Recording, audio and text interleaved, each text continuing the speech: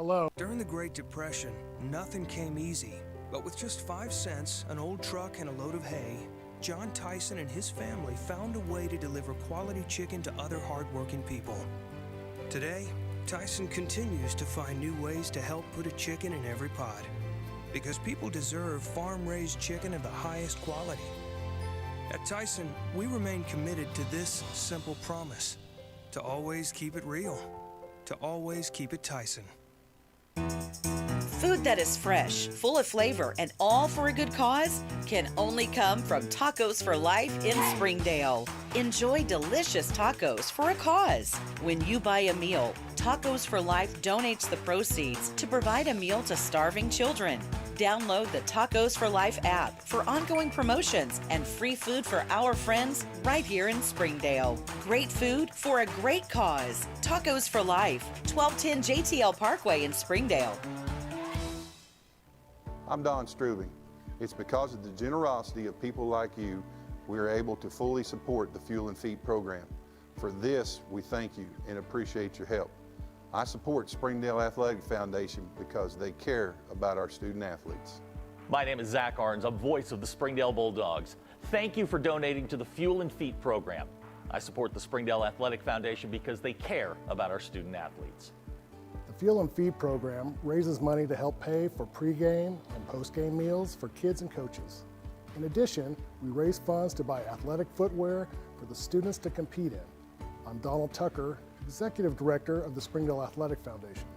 Please take this time to help our students and coaches. Visit the link on the screen to donate now. On behalf of Springdale Schools Athletics, I want to say thank you. Thank you for your support.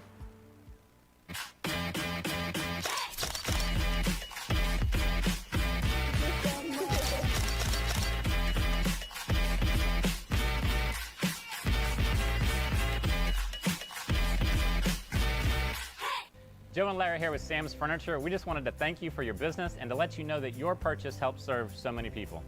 That's right. The culture here at Sam's is to love and serve others in our community and around the globe. So when you buy at Sam's, part of your purchase goes to support one of the many organizations we partner with. You enable us to invest in our children, teachers, veterans, development in Africa, and distributing wheelchairs to those in need around the world. You are a part of this. So from the Sam's Furniture family to yours, thank you.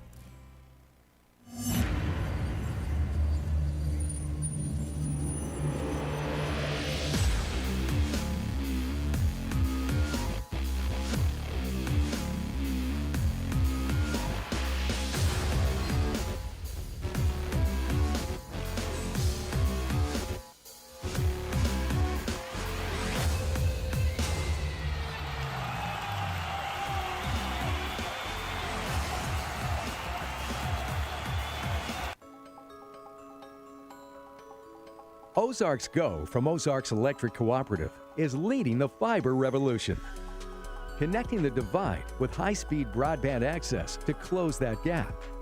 From cloud to cloud, post to post, from downtown to way out of town, to connect our customers to a world of blazing speed and access to absolutely everywhere. It's our customers connected.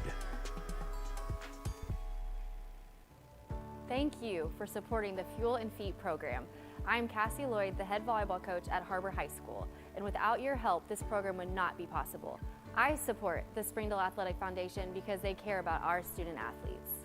My name is Brandy Davis, girls basketball coach at Central Junior High. Thank you for donating to the Fuel and Feed program. I support the Springdale Athletic Foundation because they care about our student athletes. The Fuel and Feed program raises money to help pay for pregame and postgame meals for kids and coaches. In addition, we raise funds to buy athletic footwear for the students to compete in. I'm Donald Tucker, Executive Director of the Springdale Athletic Foundation. Please take this time to help our students and coaches. Visit the link on the screen to donate now. Thank you for your support. Thank you for your generosity.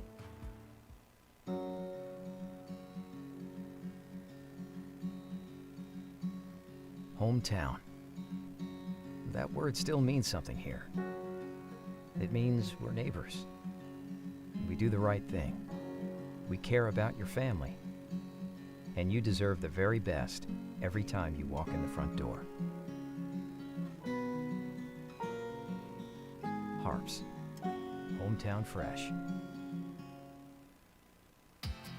Sometimes a dream car has nothing to do with horsepower or performance. My dream car is the one that gets me to my job every day. The one that lets me help a friend in need. I didn't think I had the credit. My credit score wasn't that good, but Car-Mart believed in me. They believed in me. My dream car, a 2016 Nissan Sentra. What's yours? America's Car-Mart. You keep the dream, and we'll keep you on the road. I'm Jason Jones, principal at Springdale High School. Thank you for making an investment into the future of athletics in our community of Springdale. We support the Springdale Athletic Foundation because they care about our student athletes. Thank you for supporting the Fuel and Feet program. I am Paul Gree, principal at Har-Ber High School. Without your help, this program would not be possible. I support the Springdale Athletic Foundation because they care about our student athletes. The Fuel and Feed program raises money to help pay for pregame and postgame meals for kids and coaches. In addition, we raise funds to buy athletic footwear for the students to compete in. I'm Donald Tucker, Executive Director of the Springdale Athletic Foundation. Please take this time to help our students and coaches. Visit the link on the screen to donate now. Thank you for your support. On behalf of Springdale School Athletics, I want to say thank you.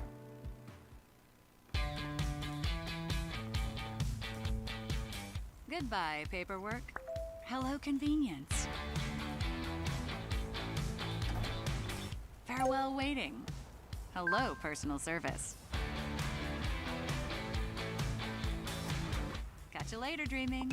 Hello, planning. Buy your dream home, connect with a personal banker, and easily schedule an appointment with digital tools from Arvest Bank. Goodbye limits, hello possibilities. Accidents are never planned. But no matter how small, every emergency that involves a child is a big deal. It's everything. That's why we're here. Arkansas Children's Northwest offers the only pediatric emergency room in Northwest Arkansas, with fast access, pediatric experts, and kid-sized care. Peace of mind when you need it most. My name is Eric Burnett. I am the Assistant Athletic Director for the Springdale School District. I am so grateful for your donations to the Fuel and Feet program. I support the Springdale Athletic Foundation because they care about our student athletes. My name is Chris Wood, Assistant Athletic Director of the Springdale School District.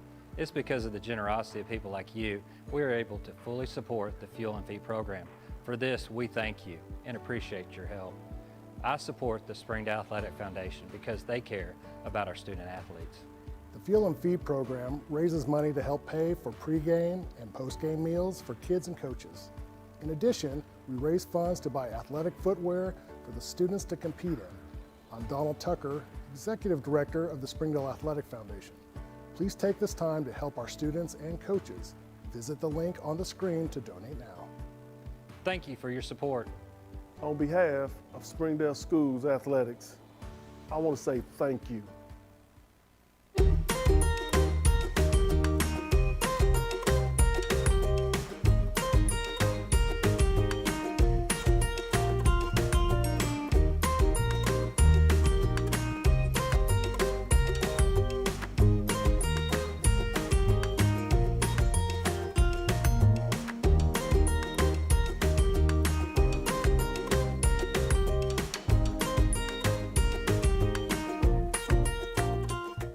Hey Northwest Arkansas, Lara here at Sam's Furniture. If you're looking for new furniture, we have over 170,000 square feet selection at everyday low prices and same-day delivery available. But the best part is that we love to serve our community. So when you buy at Sam's, part of your purchase goes to support one of the many amazing organizations that we have been blessed to partner with. Serving others, especially those in need, is our culture here, and we hope that you'll be a part of that too. Arkansas's largest furniture destination, get it at Sam's. Goodbye, guessing. Hello, confidence. So long, stress. Hello, security. Farewell, running to the bank. Hello, banking from anywhere. Get a quick view of your balance, block lost debit cards, and quickly deposit checks anywhere, anytime with the highly rated Arvest Go mobile app from Arvest Bank. Goodbye limits, hello possibilities. My name is Adobe, and this is my Chick-fil-A success story. When I started as a team member, I was pretty shy and struggled with my confidence. And now, that same shy person, she owns her own Chick-fil-A restaurant.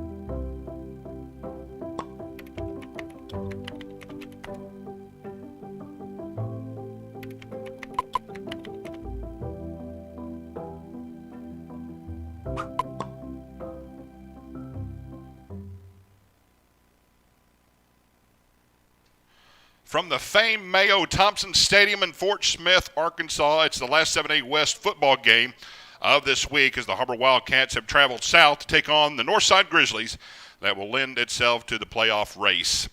Good evening, everyone. Brad Spurlock, the voice of the Har-Ber Wildcats, along with my broadcasting partner here, Coach Bray Cook. And Bray, as we look at this game tonight, we're looking at some things that's going to have some implications for the playoff race. And no, Har-Ber last week had a tough time against Bentonville West.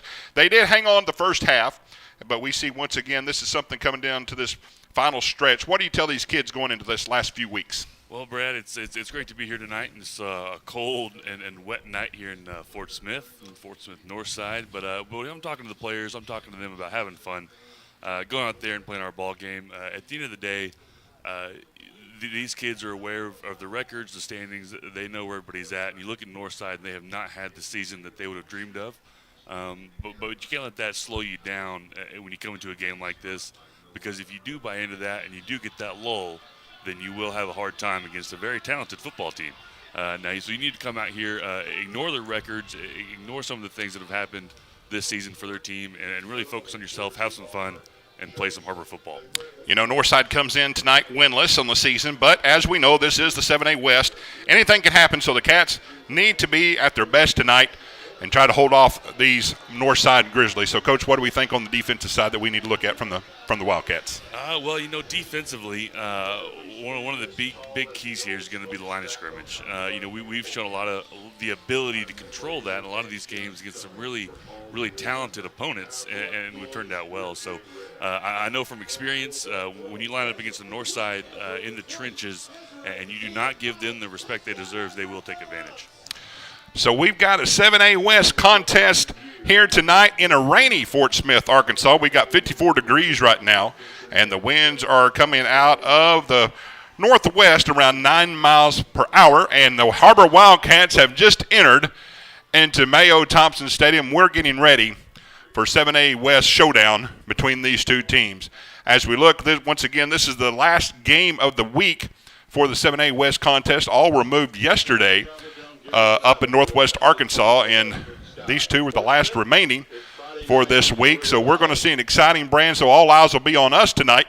And we once again want to see these guys, and we talked about this a little bit, Coach, hang on to the football. Yeah. As far as mental mistakes, we want to make sure they, hang on to what they can and have a good ball game tonight. Well, you talk about every other game was moved to last night. That just makes too much sense. Why would you want to play football in 70-degree sunny weather? Let's hold off, and let's really test ourselves. We talk about holding on to the football. Well, tonight is the ultimate test.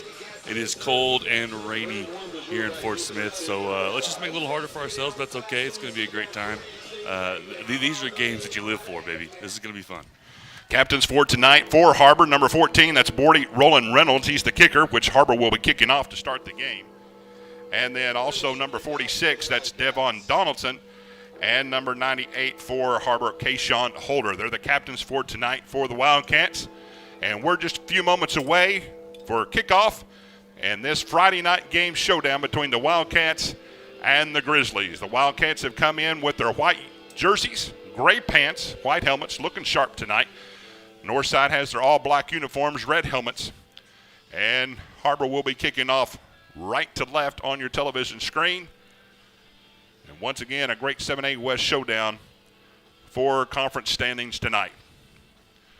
Bordy Roland Reynolds keys it up, and he kicks it, kind of a sky kick, and this is going to go down. The ball is going to be fumbled right at the very beginning. We talked turnovers. I think Northside was able to jump back on that, but kind of an auspicious start for the Grizzlies, but it'll be 1st and 10 for them. And once again, we'll see these Wildcats defense, how they'll rebound from last week's loss against Bentonville West. Put it to the test right there. First play, ball is on the turf. I expect to see a little bit more of that tonight.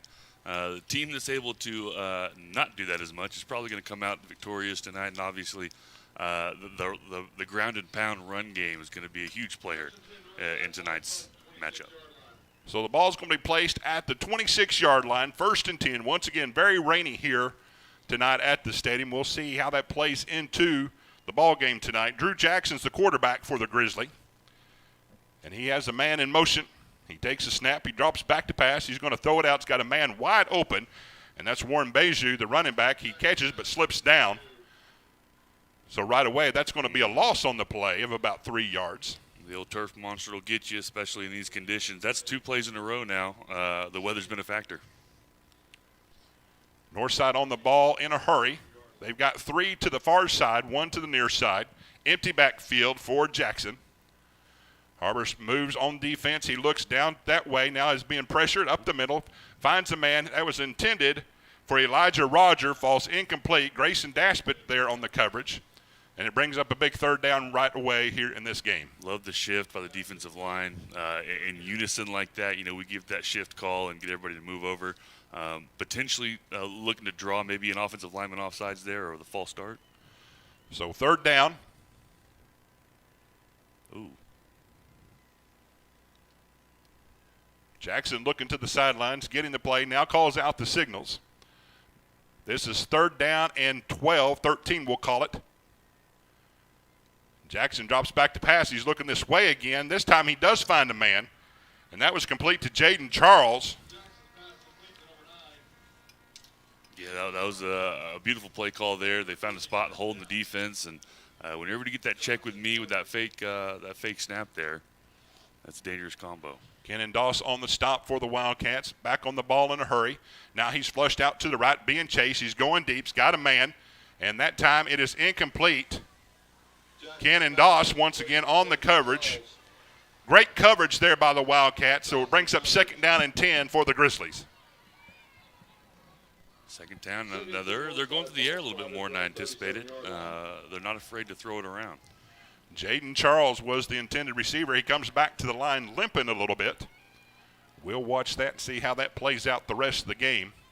2nd down and 10. Ball's placed at the 36-yard line. They're moving left to right on your television screen. This time it's going to be a handoff right up the middle. There it is. And that's Warren Beju. And he's stopped by that interior line. Cameron Bisbee on the stop, so brings up a big 3rd down again here for this Wildcat defense. Yep. Crucial 3rd down here. Get off the field. Let's let our offense come on here, and hopefully, take care of the ball whenever we take the field. Ball's placed right at the 40-yard line. We'll call it 41. 3rd down. 8 yards to go. Har-Ber in that shift again. They're coming after him on the stunt. They have him for just a moment. He breaks, and now he throws. It is intended for his receiver, and it's broken up. Kenan Doss once again is there. Now, Kenan needs to back off just a little bit, get a little excited. But that was intended for Jaden Charles. But Kenan Doss on a lot of plays right there to start the first series. What a beautiful shift and then twist by our defensive line, getting creative with finding alleys up inside between that guard and center. Great job up front. Able to give us some time on the back end. Max Chavez is back to punt for the Grizzlies. Zach Miller is there deep for the Wildcats. The punt's away, kind of a spiral, and he takes it. Check that. That is not Miller. We'll get that for just a moment of time. That's Graham, apologies. So he brings the ball out just a little ways out to the 30-yard line where it'll be 1st and 10 for this Wildcat offense, which, Coach, we saw last week. They held their own the first half against Bentonville West, did a great job. Yeah, we did hold our own, and we've done that several times against some very impressive opponents in the first half. So let's put together 4 quarters tonight, and obviously that starts with the first play. Bryce Owens in the backfield, hands off. Reed McAllister's tripped up in the backfield. Good to see Reed McAllister back on the field, but that's going to be a no gain for the Wildcats, so it's going to bring up actually a loss of 1, 2nd and 11 here for the offense. Yeah, it's good to see Reed back. Like to see him gain some positive yards here. Again, weather's a factor. Got to keep your feet. 2nd down, 11. Pistol formation, 2 to the near side, 1 at the top. Owens looks, he's going to keep on the quarterback keep. They surround him pretty quick, and he's going to lose some yardage again. Yeah, a little leakage on the backside there. Hit us to the line of scrimmage. Hunter Hansen, I believe, on the stop for the Grizzlies. 6'3", 225 senior. So what we saw, big 3rd down for the Grizzly offense. We've got a big 3rd down for the Har-Ber Wildcats. Empty backfield, 3 to the near side. Ball's placed on the far hash. Owens drops back to pass. Going to be a quarterback draw again. Gets away from one. And tripped up at the last minute. Well, we mentioned the trenches earlier, and right there, both defensive ends come upfield and are able to cut the corner and collapse that pocket. Bryce really had nowhere to go. That's a tough look up front. You got to be able to give him a little bit more time. Elijah Rogers looks like he was on the stop. Back deep for the Har-Ber. Punting will be Bryce Owens. Back deep for the Grizzlies. That is Keelan Mendoza. He gets off a good punt, rolls a little bit for the Wildcats, keeps rolling. Har-Ber's going to get a good roll on this, and the ball's going to be down to around the 27, call it 26-yard line. Where it'll be 1st and 10, the second series for the Grizzlies. We'll take a quick timeout. We're glad that you're joining us here tonight. You're watching the Har-Ber Wildcats on the Springdale Athletic Foundation television. During the Great Depression, nothing came easy. But with just 5 cents, an old truck, and a load of hay, John Tyson and his family found a way to deliver quality chicken to other hardworking people. Today, Tyson continues to find new ways to help put a chicken in every pot. Because people deserve farm-raised chicken of the highest quality. At Tyson, we remain committed to this simple promise: to always keep it real, to always keep it Tyson. Grizzlies comes back out on offense. This time it's a handoff to Beju. He comes around left side, breaks 1 tackle, and he's off to the races. Grayson Daspit pushes him out of bounds.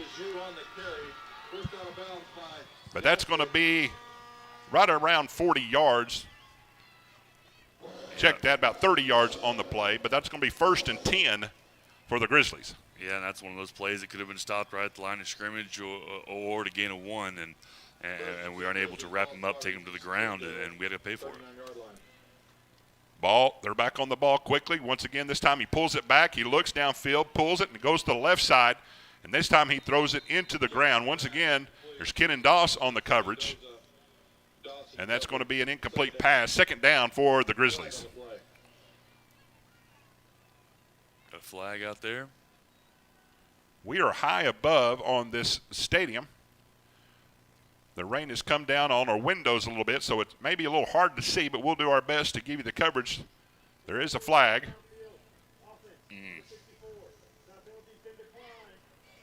So they had an ineligible man downfield. Har-Ber's going to decline it, take the play. So it'll be 2nd and 10 for the Grizzlies. Once again, the ball's placed at the 39-yard line on Har-Ber's side of the field. Yeah, sometimes you get a little too excited down there. Drew Jackson, the quarterback for the Grizzlies. Warren Beju lined up to his right side. This time he hands it off to Beju. Breaks another little seam, and now he's off to the races again. And he's pushed out of bounds. And that was stopped by Will Croft, but another big gain for the Grizzlies. Yeah, big gain that, again, could have been a short one. This game's going to come down to wrapping up, bringing these guys to the ground, and we got to play a little bit more physically on defense. So they're inside the red zone. Ball's placed at the 12-yard line, 1st and 10. Hands off again to Beju. This time the defense stacks him up, still gets a little bit of room. But a pickup of about 3 yards on the play. 2nd and 7 for the Grizzlies. 2nd and 7, ball spotted at the 10-yard line. This is their second possession. Hands off again. There we go. This time in the backfield. See Silermore back there. Also Lucas Cahill on the initial stop. That's going to be a loss of, we'll call it 4 or 5 yards. 3rd down and 12 for the Grizzlies. There's that physicality we needed. Just getting upfield, driving your feet, wrapping up. That's exactly what we've got to see. Northside on the march, their second possession. Har-Ber looking to stiffen up here in the red zone.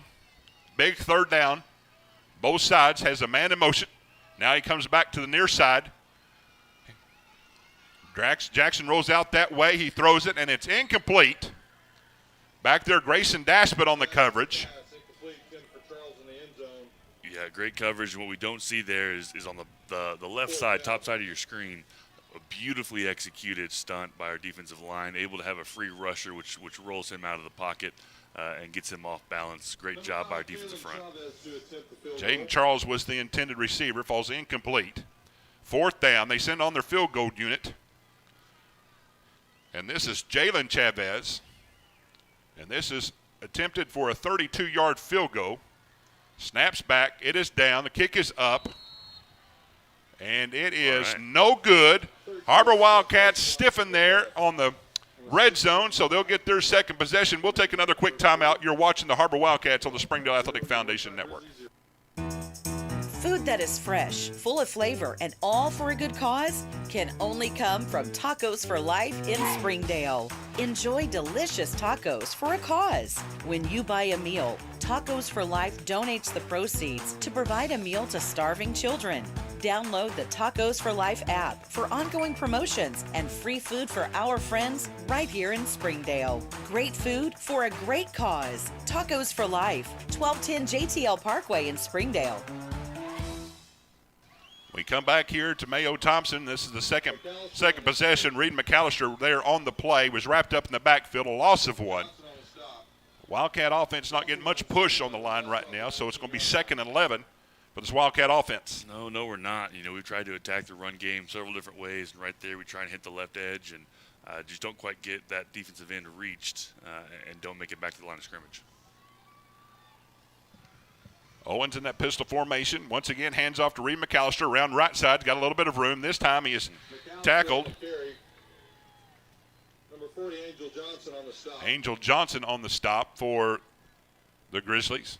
But he does pick up a little bit of yardage on the play. Yeah, right there we are able to cut the defense. Some late leakage, though, does get up on McAllister. Normally he's able to break those and get a little bit of yards after contact, but this is his first game back. 3rd and 4 for this Wildcat offense. Now they go into a shift formation. Handoff again, McAllister up the middle. He stopped right there. Think he's short a little bit. So it's going to be a big 4th down. Call it 4th and 2, 4th and 1. And we'll see. It looks like they are bringing on the punt team. But again, Bryce Owens is the punter for the Wildcats. Yeah, probably a smart call here. But again, you mentioned Bryce being back there. There's always a chance. And back deep once again for bad snap. Owen gets it away. Gets a booming kick this time, and it takes a big Har-Ber roll. Down to the 10, the 5. Are they going to stop it in time? Looks like they've got him down inside the 1-yard line. Unreal. And that's where they will down it. What a great punt by Bryce Owens, handling that bad snap and able to get the ball. Got that end-over-end kick, gets it all the way down to the 1-yard line. So, Coach, let's talk about it here for just a little bit. We want to see this defense kind of corral them a little bit better. Stop them here down when they got down inside the red zone, but they need to make a bigger play here on this side of the field. No, there's no doubt. And I think we're in great positions. Our coaches are doing a great job with some of these stunts and these twists that we're doing up front. And our linebackers are right there where they need to be. We're just not quite wrapping up, driving our feet. biting the ball and bringing him down to the turf, which is a simple adjustment. You know, you light a little bit of fire underneath you and go out there and play football with a physical attitude, and we're right there in this ball game.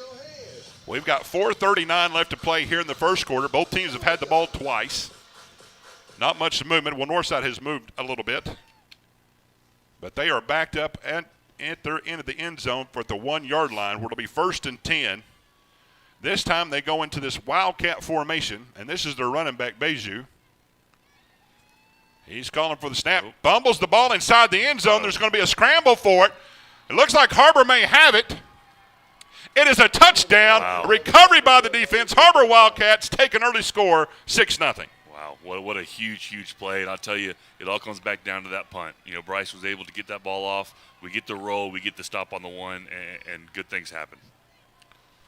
We are in a wet field, and the ball can do crazy things on a wet field, so we just saw that right there on the fumble. Har-Ber able to jump on it. We did not see who recovered it, but it's going to be a Har-Ber score. And Bordy Roland Reynolds is in there for the extra point. Yeah, sometimes that ball bounces your way. 4:32 left to play here in the first quarter. Snaps back, it's down, the kick is up, and it is good. The turnover leads to a touchdown, and we've got a 7-0 score here in the first quarter. We'll take another timeout. You're watching the Har-Ber Wildcats here on the Springdale Athletic Foundation Network. Joe and Larry here with Sam's Furniture. We just wanted to thank you for your business and to let you know that your purchase helps serve so many people. That's right. The culture here at Sam's is to love and serve others in our community and around the globe. So when you buy at Sam's, part of your purchase goes to support one of the many organizations we partner with. You enable us to invest in our children, teachers, veterans, development in Africa, and distributing wheelchairs to those in need around the world. You are a part of this. So from the Sam's Furniture family to yours, thank you.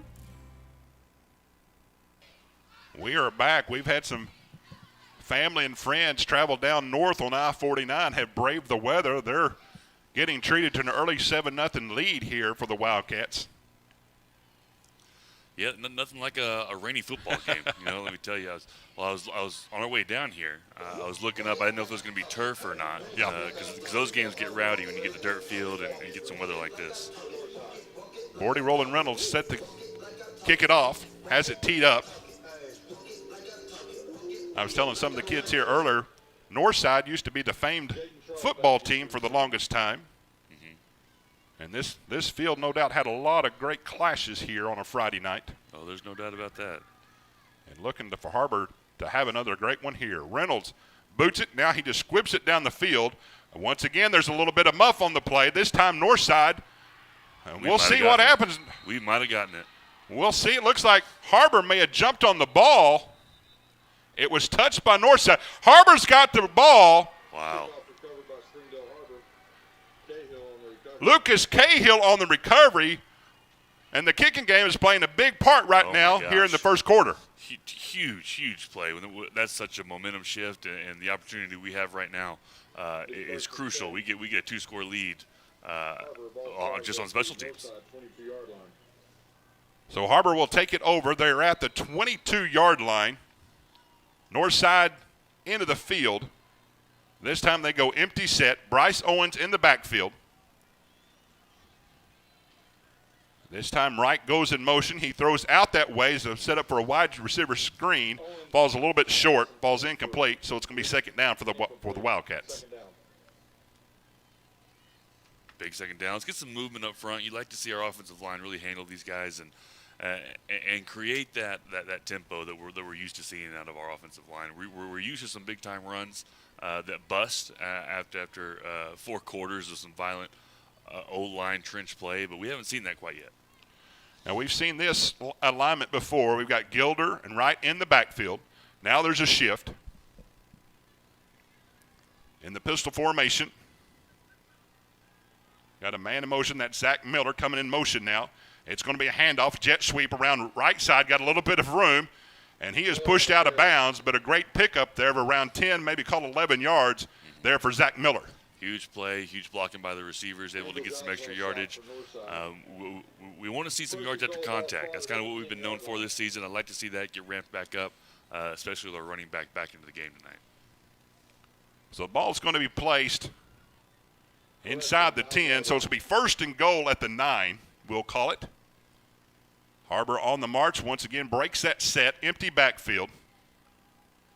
This time Bryce Owen comes around that side, got a little bit of room, and he walks right into the end zone. No flags on the play. Touchdown, Har-Ber Wildcats. There we go. That's what we like to see, and obviously Bryce is a two-dimensional athlete. Haven't quite got the pass game going yet, but he's able to take the ball on his feet, and that's dangerous.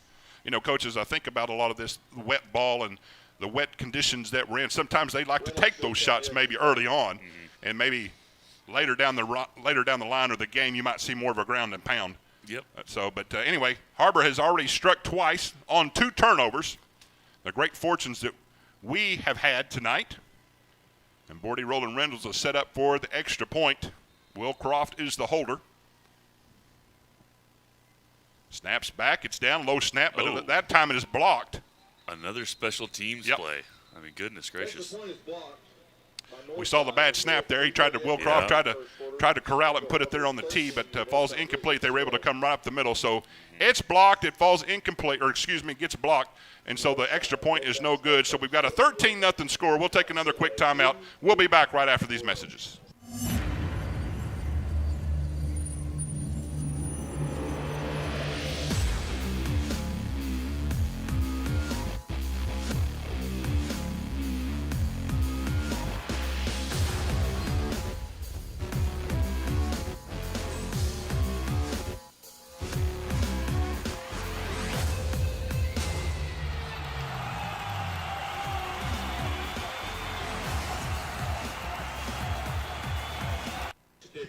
Two turnovers have led to 2 touchdowns for the Wildcats, and they're set to kick off again. And watching some of the games in the past, I've watched other teams kind of do these squib kicks, kind of sky kicks against Northside. Now we're seeing maybe the fruits of watching film on this. That's one of the things that, Coach Kenner, and I say this every week, but we do such a great job on special teams, our game plans. There's always a plan of what we're doing, and tonight it has paid off really well. That's Elijah Rogers, and he is dropped right away by this return team, kickoff team, excuse me. And so it'll be brought out to the 26, 27-yard line. Maybe we call it 28. So this will be 1st and 10 for the Grizzlies. And they find themselves in a 13-0 hole, just like the Wildcats drew it up. Yes, yeah. This was exactly how they did it.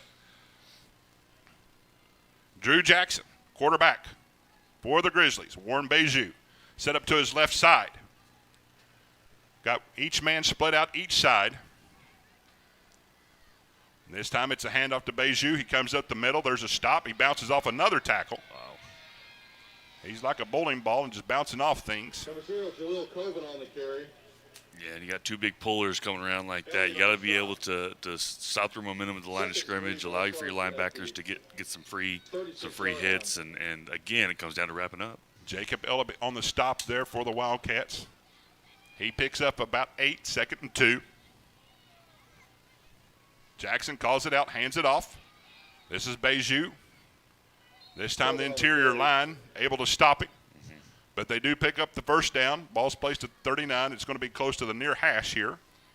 And so it will be 1st and 10 for the Grizzlies. Well, we talked about taking on blocks. That was a great job by our nose guard there, taking up the center and left guard, allowing for our backside linebacker to be a free hitter. Our nose guard tonight, that is David Robinson, who's done a great job filling in here over the last couple of games. Again, here is the handoff. And he is belted this time. Kenan Doss, also see Cahill on the stop.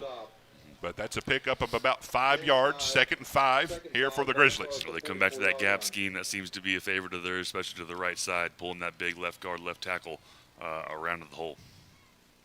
Handoff once again, Beju. Stopped inside that interior line this time. Beju on the carry. And let's see Hammondtree out there, who is our backup tight end out there and was able to stop. 46-yard line. So once again brings up a big 3rd down for the Grizzlies and this Wildcat defense. Jackson in the backfield. Beju offset to the left. Har-Ber shows blitz. Jackson looks to the sideline. Changing the play. We'll see if the defense comes after him again. Again, handoff to Beju right up the middle. This time he stopped. I see Jake Adams and a bunch of the Wildcats there. It's going to be close. He's going to be short about a yard. So 4th down and 1. Great stop by that Wildcat defense. Huge stop, especially them there waiting for that check with me, seeing what we're going to do, still coming back to that gap scheme. Way to stop the movement and bring up a huge 4th down. So it does look like they are sending on their punt team. Har-Ber's probably going to play a prevent defense here. Watch for anything sneaky as they come up on the line of scrimmage. Actually, they're going into the Wildcat formation, so they are going to go for it. This is Beju right up the middle. And the fumble on the play, and the Wildcats have recovered it. Third turnover in a row, and that is Grayson Daspit, who came back from being injured last week, makes the recovery. So it'll be 1st and 10 for the Wildcats. Gosh, what a play. They had it. They had the first down, but that ball slips out. We're able to take it, and huge recovery. Man, special teams and ball security have been the name of the game so far in this first quarter. Absolutely. So we've got 51 seconds left to play here in the first quarter. Exciting for the defense and special teams as we've seen some turnovers that have led directly to 13 points for the Wildcats. We'll see here if they can score again, whether it be this quarter or they're going into the second quarter. But a great start for this Wildcat defense and special teams. Yep. 1st and 10, Reed McAllister behind Owens. Ball is placed at the 47-yard line. This time it's a handoff to McAllister around that right side. He's got a lot of room. He's off to the races. He's down to the 30, runs over somebody. And he is down around the 25-yard line, but what a run by Reed McAllister. What a huge run. We got some big tackles here coming up the line of scrimmage. They know we're going tempo. But there was some pancakes back right at the initial start of that play. Back on the ball in a hurry, 1st and 10. McAllister still in the backfield. Along with Owens, hands off again around that right side. They found something along that left tackle there, or right tackle, excuse me. About to say seems to be some kind of matchup on the right side that we're definitely going to exploit. And that's a pickup of 6 yards. We'll call it 7, so it's going to be 2nd and 3. 18 seconds left to play here in the first quarter. Owens looking to the sideline. We'll see if we'll get another playoff before the end of the quarter. But they are marching inside the red zone for the second time tonight. And they do get it off. McAllister once again this time a little bit more off guard. And he's holding up people, trucking over people, holding people up. And that's going to be the last play here in the first quarter. And we will switch sides. And we've got a 13-0 score. The Wildcats over the Grizzlies. We'll take a quick timeout and start the second quarter. Right after this, you're watching the Har-Ber Wildcats on the Springdale Athletic Foundation. Ozarks Go from Ozarks Electric Cooperative is leading the fiber revolution, connecting the divide with high-speed broadband access to close that gap. From cloud to cloud, post to post, from downtown to way out of town, to connect our customers to a world of blazing speed and access to absolutely everywhere. It's our customers connected. Back to start the second quarter at Mayo Thompson Stadium here in Fort Smith. The Wildcats are leading 13-0, and we're still under a great amount of rain. And again, we've got a great contingent of people coming down from Springdale here for this game. But once again, we talk about this is vital importance for the playoff run. Oh, crucial, absolutely crucial. And what else is crucial is our ability to run like Reed McAllister did on that last play right there. And that is the type of run game that we've come accustomed to and are used to seeing him ground and pound and being able to get those yards after contact and run through defenders. And you love to see it, and you love to see it come back. So this is going to be the first play of the second quarter. And they're placing the ball at the 5-yard line, where it'll be 1st and goal for the Wildcats as they're trying to capitalize on the 3rd turnover in a row by the Grizzlies.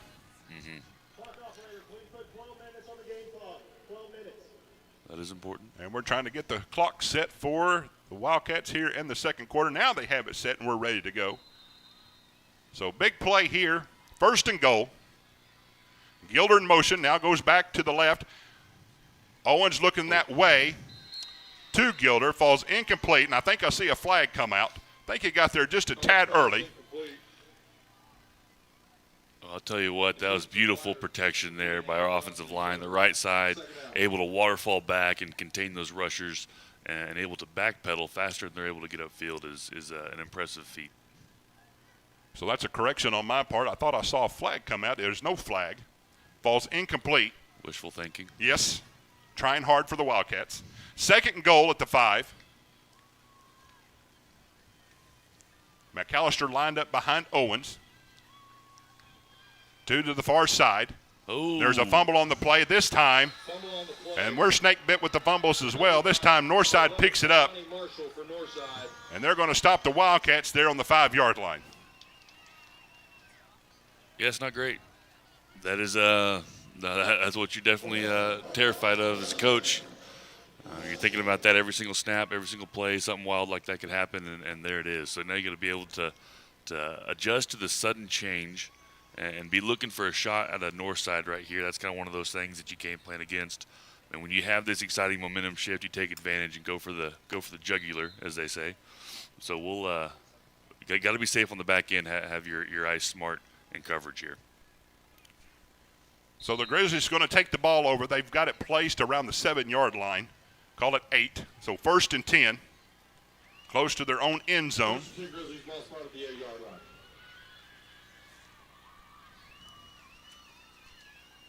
This is Jackson in the backfield. He throws it this time. It is falls incomplete, but almost intercepted by Doss. Vonjay Johnson falls incomplete. Had it in his hands for a moment, but falls incomplete. 2nd down. Yeah, just slipped right through his hands there. I'm not sure he would have gotten very far anyway. We're right behind him. So we see substitutions coming in for the Grizzlies.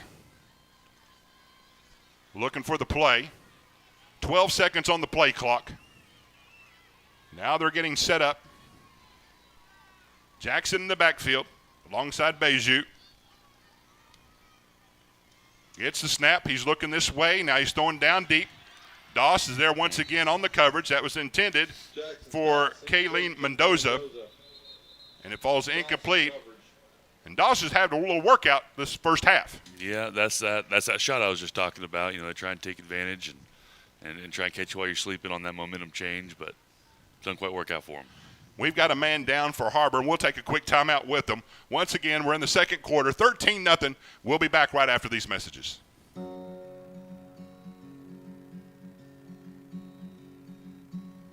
Hometown. That word still means something here. It means we're neighbors. We do the right thing. We care about your family. And you deserve the very best every time you walk in the front door.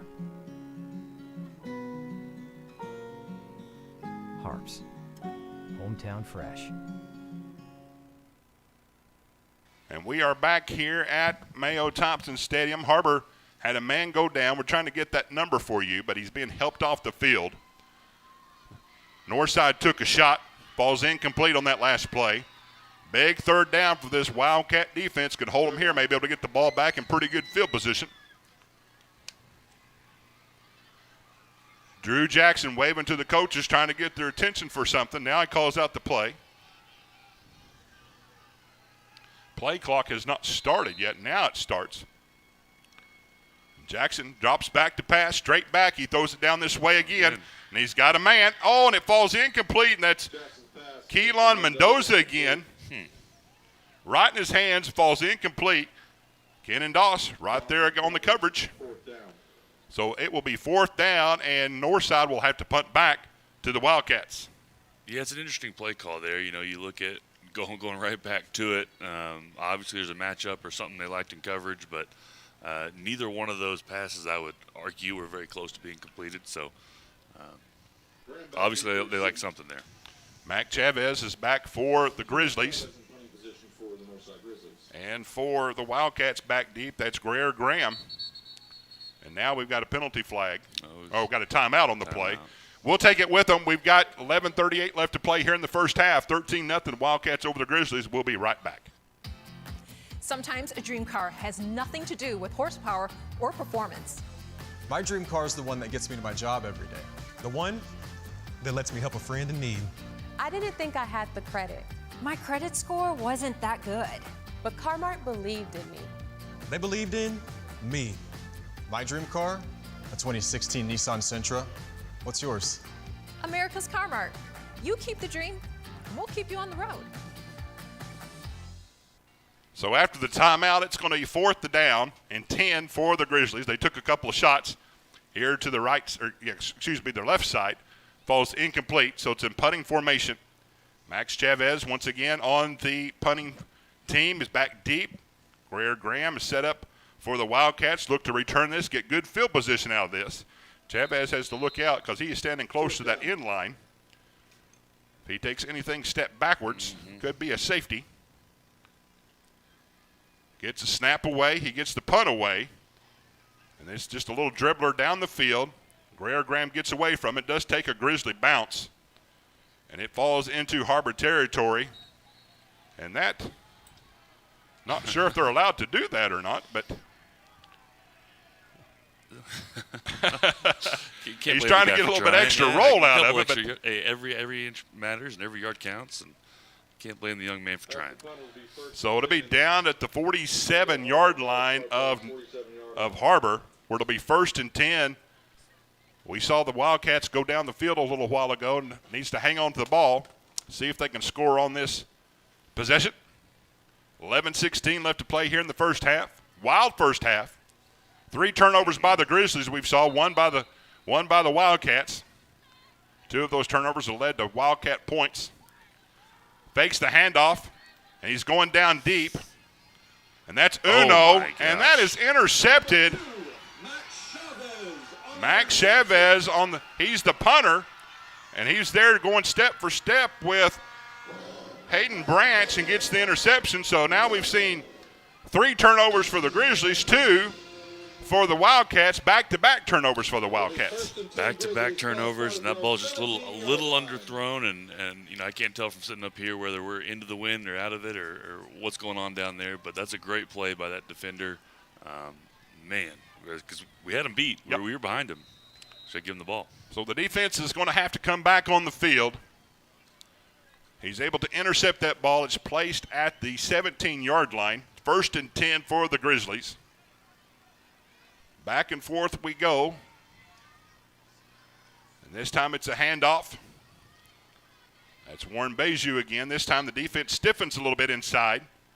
Number 8, Warren Beju on the carry. Pickup of 3 yards. 2nd down and 7 for the Wildcat defense. Jim Gerard on the stop. Another big 2nd down. We talked about taking shots. I'd be interested to see if they try another one here after that second turnover. 2nd and 7, right at the 20-yard line. Jackson calling out the signals. Beju off to his left, hands it off again, up the middle. Got a little bit of room, makes one man miss. Now he's coming to the left side, got a lot of room. And Har-Ber pushing him out of bounds. That's Will Croft pushing him out of bounds at the 41-yard line of Har-Ber. It'll be 1st and 10. Yeah, they opted not to go for the shot there and just take it on the ground. Well, it's a huge play for them. And it comes down to our ability to free up our linebackers. And right there, our linebackers got tangled up, allowed for a huge hole for the run game. Now Beju is coming out, holding that shoulder a little bit. That's their big running back.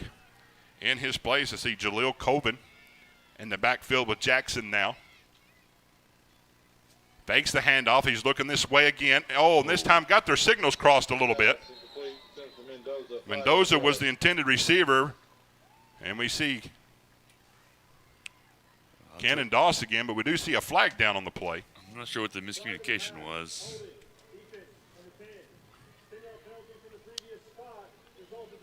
Well, that hurts. So they've got Cannon Doss for the hold. And it'll be 1st and 10 for the Grizzlies now. Ball's placed at the 41-yard line. That's probably best case scenario. If I don't know if we held them, and that's why they didn't quite connect there, but we were beat on the back end on that previous play. Jackson once again in this pistol formation. Jaleel Coven in the backfield, hands off this time. It goes right around the right tackle. Colvin on the carry. And he picks up about 5 yards. Kraft on the stop. Call it 6. Will Croft there on the stop. Second down and 4. The 25-yard line. They're calling it 2nd and 3 for the Grizzlies. They're up on the ball in a hurry. Jackson this time throws it out and falls incomplete again. Intended for Pass incomplete. 10 for number 10, Von J. Johnson. Von J. Johnson. Falls incomplete. That's a couple of times we've seen the ball hit him in the hands. Falls incomplete. Yeah, it's a couple times now, and it's probably best case scenario again because we have a corner who is shot out of a cannon. Bearing down on him. Ready to make that tackle. Yeah. Big third down for this Wildcat defense. 9:52 left to play here in the first half. Jackson, hands off this time around left side. He's got a little bit of room, and he's pushed out of bounds. And that is Will Croft once again. Yeah, we talked about getting the edge, and, man, they had it there on the left side of the boundary line. Left tackle's able to climb and seal the linebacker, and that's a bad spot to be in for the Har-Ber defense. So right at the 10-yard line, 1st and goal at the 10. He bounces outside. This time he's brought down in the backfield. Great play. That's Will White on the play, and a loss of 5 yards. Yeah, that's a great place to be for the Har-Ber defense. You know, they had that gap scheme come back into it to the left side where they have the 2 pullers. We're able to blow up the first puller and stop any forward movement. So 2nd down and goal for the Grizzlies. Backed them up to the 15-yard line. Got 16 seconds left to play here in the play clock. And they're calling out their play, getting lined up. Jackson in the backfield. Colvin with him. He looks to the left. He's going to pump. Now he rolls. Now we got a flag down. He's pushed out of bounds. And we've got probably a hold coming up. We'll see what the call is. Yeah, look like a hold. Look like they got a hold of our shoulders there. Whenever you see those shoulders turn, that's typically when they're going to throw that flag.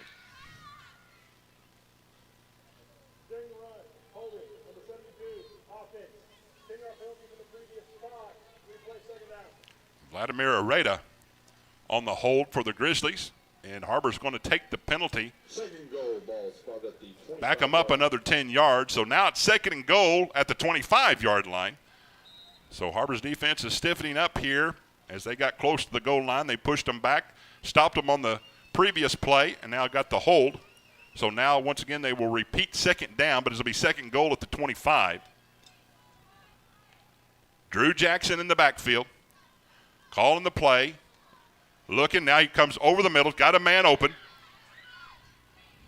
Har-Ber's hanging on to him with dear life as the cavalry comes in.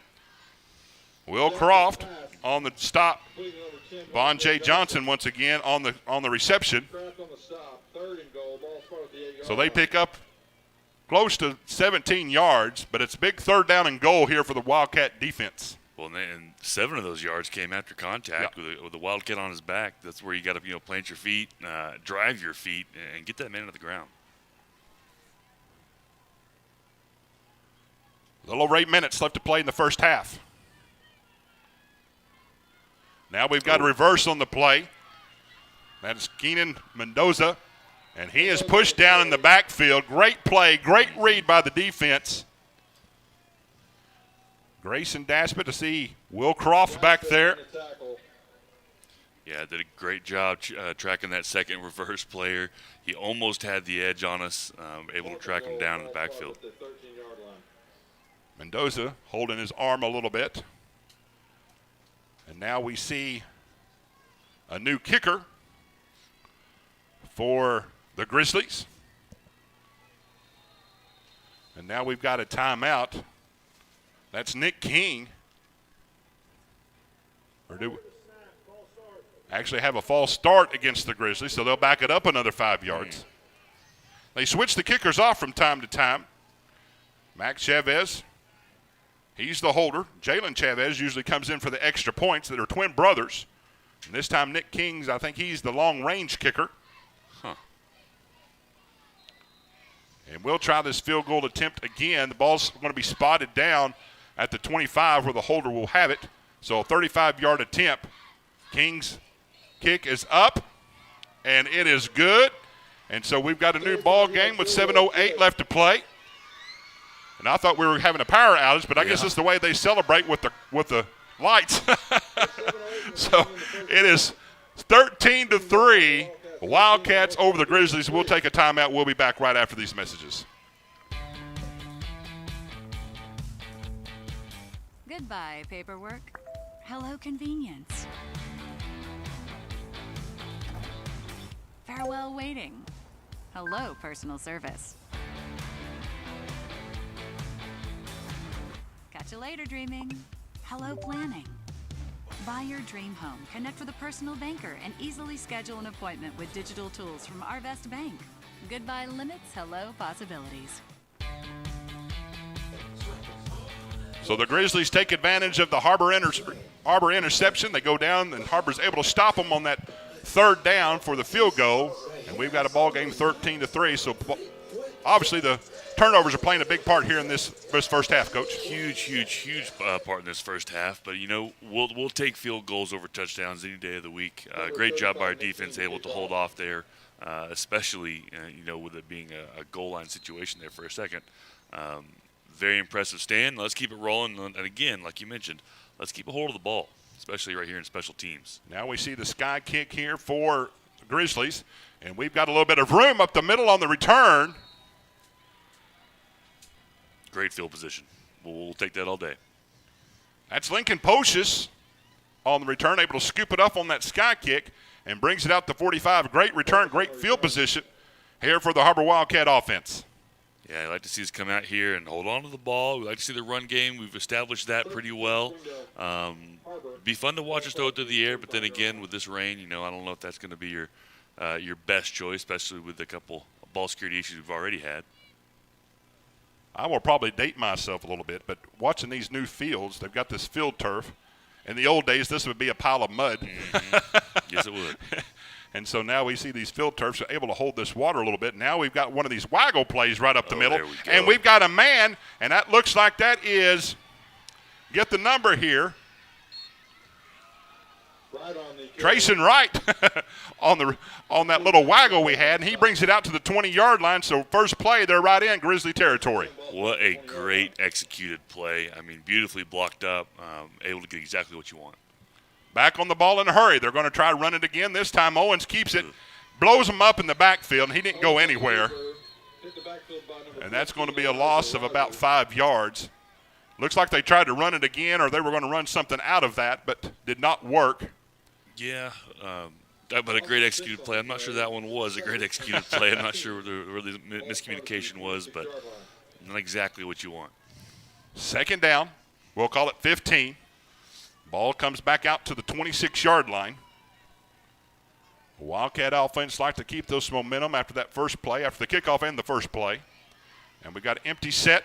Bryce Owens in the backfield by himself.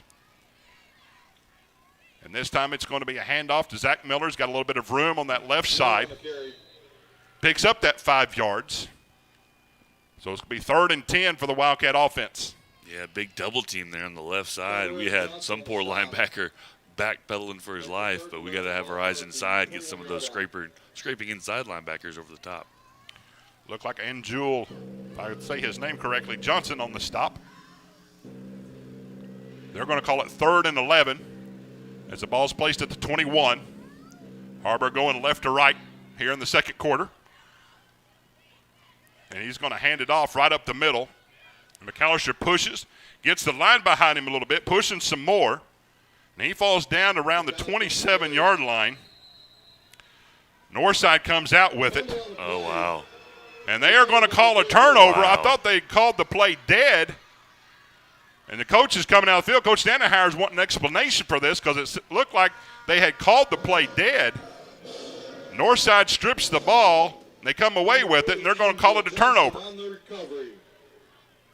So what we saw, Northside 3 straight turnovers. Har-Ber now has 3 straight turnovers. Yeah, it's not great. That's not great. And in this situation, you know what the weather is. You can't use that as an excuse. It's got to be a mental discipline type situation. You come in here, you have to make the decision to hold on to that football. Big rally killer there for the Wildcats as they were moving. And they stopped them around the 17-yard line. So Grizzlies come back on offense. Drew Jackson hands it off. This is Warren Beju. They are holding him up. He still gets a little bit of room out to around the 20-yard line. Cameron Bisbee there on the stop. Beju comes up holding that arm again, and he's coming out. He'll be substituted by Jaleel Colvin. Second 6, ball start at the 21-yard line. Beju on that long run a while ago landed on that shoulder. Now he's coming out holding that shoulder. We'll see how that plays out going forward in the game. 13-3, Wildcats over the Grizzlies. 4:47 left to play in the first half. 7 seconds left on the play clock. Ticking down. Jackson in the backfield. Gets a snap. There's a handoff in the backfield. This time it's Colvin. And now we see a penalty flag come down late. Great stop with that Wildcat interior defense. There's almost a loss of 3 or 4, if not for that holding call. We'll see what the coaches decide to do, if they're going to decline it or accept the penalty.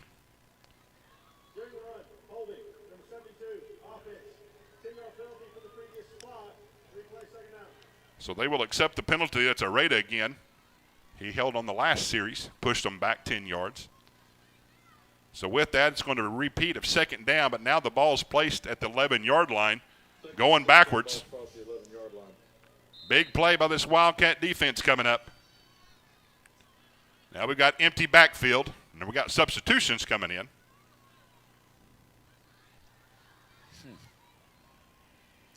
Trying to get line up. They've got 12 seconds on the play clock. Yeah, they're really using this play clock. Still don't have everybody lined up correctly. 6 seconds, 5 seconds, 4. And now they're going to have to take a timeout. They just didn't have the right personnel lined up at the right time. No. And we'll take another timeout with them. 4:21 left to play here in the first half. Har-Ber leads 13-3. We'll be back right after these messages. Accidents are never planned. But no matter how small, every emergency that involves a child is a big deal. It's everything. That's why we're here. Arkansas Children's Northwest offers the only pediatric emergency room in Northwest Arkansas, with fast access, pediatric experts, and kid-sized care. Peace of mind when you need it most. As we come back here after the timeout, we still have a little bit of rain going on here at Mayo Thompson Stadium.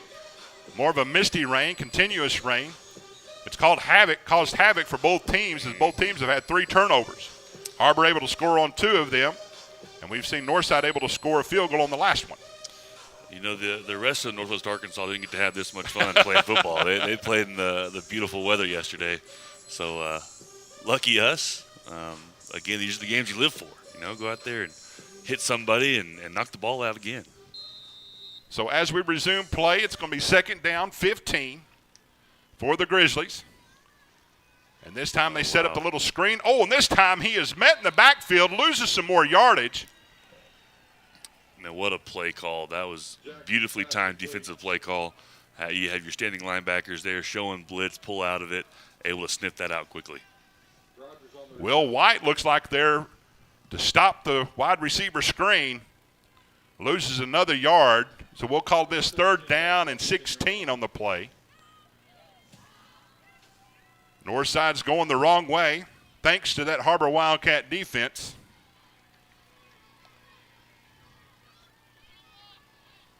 Empty backfield for the Grizzlies. Low snap, picks it up. He throws it out to this side, and it falls incomplete, almost intercepted.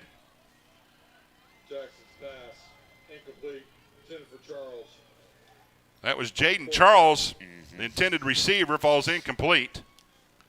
So it's going to be a punting down for the Grizzlies. Great response by the Wildcat defense holding them after that turnover. Great response, and, man, we had a couple guys there on the coverage ready to make that interception, but we'll take the pass break up for sure. Get them punting out of the back of their own end zone again. As we see the punter, this is Max Chavez. Greer Graham back deep for the Wildcats. He gets the punt away, a little dribbler. And Miller's letting it bounce, Graham gets away from it. And it takes a Grizzly bounce up to about the 38-yard line where the Wildcats will take over again. We'll take another quick timeout. It is 13-3. We'll be back. You're watching the Har-Ber Wildcats on the Springdale Athletic Foundation Network.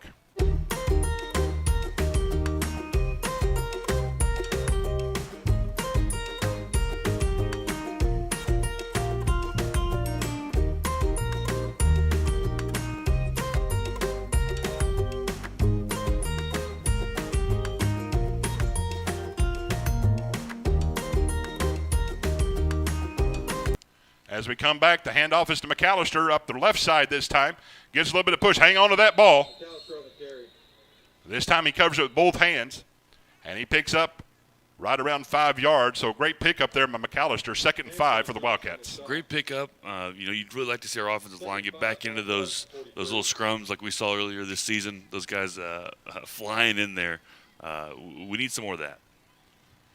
2nd and 5. Ball's placed at the 43.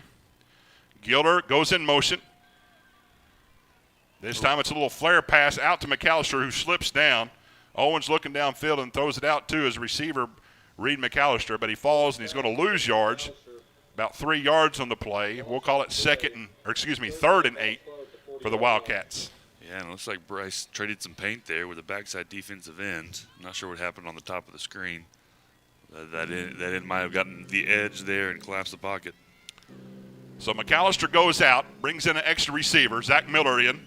Greer Graham. See Hayden Branch, Trayson Wright. Empty backfield. Gilder, that H-back. Owens drops back to pass. He's being flushed, and that time it falls incomplete. Looked like it was intended for Greer Graham, and he gets popped right away. Falls incomplete. But it's going to be 4th down for the Wildcats. Yeah, and that play call was the right time. Those defensive ends get upfield like they have been these last couple plays, and we had the look there again, just didn't quite get the connection. Bryce Owens will be in the punt formation, and back deep for the Grizzlies. That's going to be Keelan Mendoza. He's had a little problem with hanging on to the football tonight. Wet conditions tonight here at Grizzly Stadium. Owens gets the ball away. Nice little punt up in the air. It bounced, and Mendoza gets away from it, gets another friendly little roll for the Wildcats, goes inside the 10-yard line, down to the 7. Maybe they can get another little push like the Grizzlies did a while ago. Down there by Will Croft, and it's down inside the 10-yard. 1st and 10 for the Grizzlies. And special teams have played such an impact tonight. They do every game, but tonight it's very evident. To pin them back behind the 10 again is quite the feat. So we'll recap here very quickly. We got less than 2 minutes, 1:50 left to play here in the first half. Been a turnover-ridden game. Both teams have turned the ball over 3 times. Har-Ber's capitalized twice on the turnovers. The Grizzlies have capitalized once. So the last 2 minutes, Coach, you'd like to see this Har-Ber Wildcat defense stiffen up, maybe have an opportunity to take the ball back before halftime. Oh, absolutely, you would, and we can. So let's go out there, play our style of football with that great coverage, and give them some pressure up front. That's going to be the key in this 2 minutes. Wildcats have all 3 timeouts, and they start this time in the backfield. Will White, Jaleel Colvin in the backfield, and now we see a timeout made by the Wildcats. That'll be the first of the half, and we'll take it with them. 1:42 left to play here in the first half. Har-Ber leads 13-3. We'll be back. This is the Springdale Athletic Foundation Network. Hey Northwest Arkansas, Lara here at Sam's Furniture. If you're looking for new furniture, we have over 170,000 square feet selection at everyday low prices and same-day delivery available. But the best part is that we love to serve our community. So when you buy at Sam's, part of your purchase goes to support one of the many amazing organizations that we have been blessed to partner with. Serving others, especially those in need, is our culture here, and we hope that you'll be a part of that too. Arkansas's largest furniture destination, get it at Sam's. Situation football in play right now as the Wildcats have taken their first timeout of the half. 1:44 left to play here in the first half. They take their timeout, hoping to hold them again, maybe to get the ball back before halftime. Loss on the first play, so it's going to bring up 2nd down and 12 for the defense. Yep, big 2nd down. You love the timeout call. That definitely sends a message. They place the ball at the 5-yard line. This time it's another handoff right up the middle. That interior defense led by Grayson Daspit, I see on the play. And there's another quick timeout by the Wildcats. Cameron Bisbee there also for the stop. We'll keep it right here.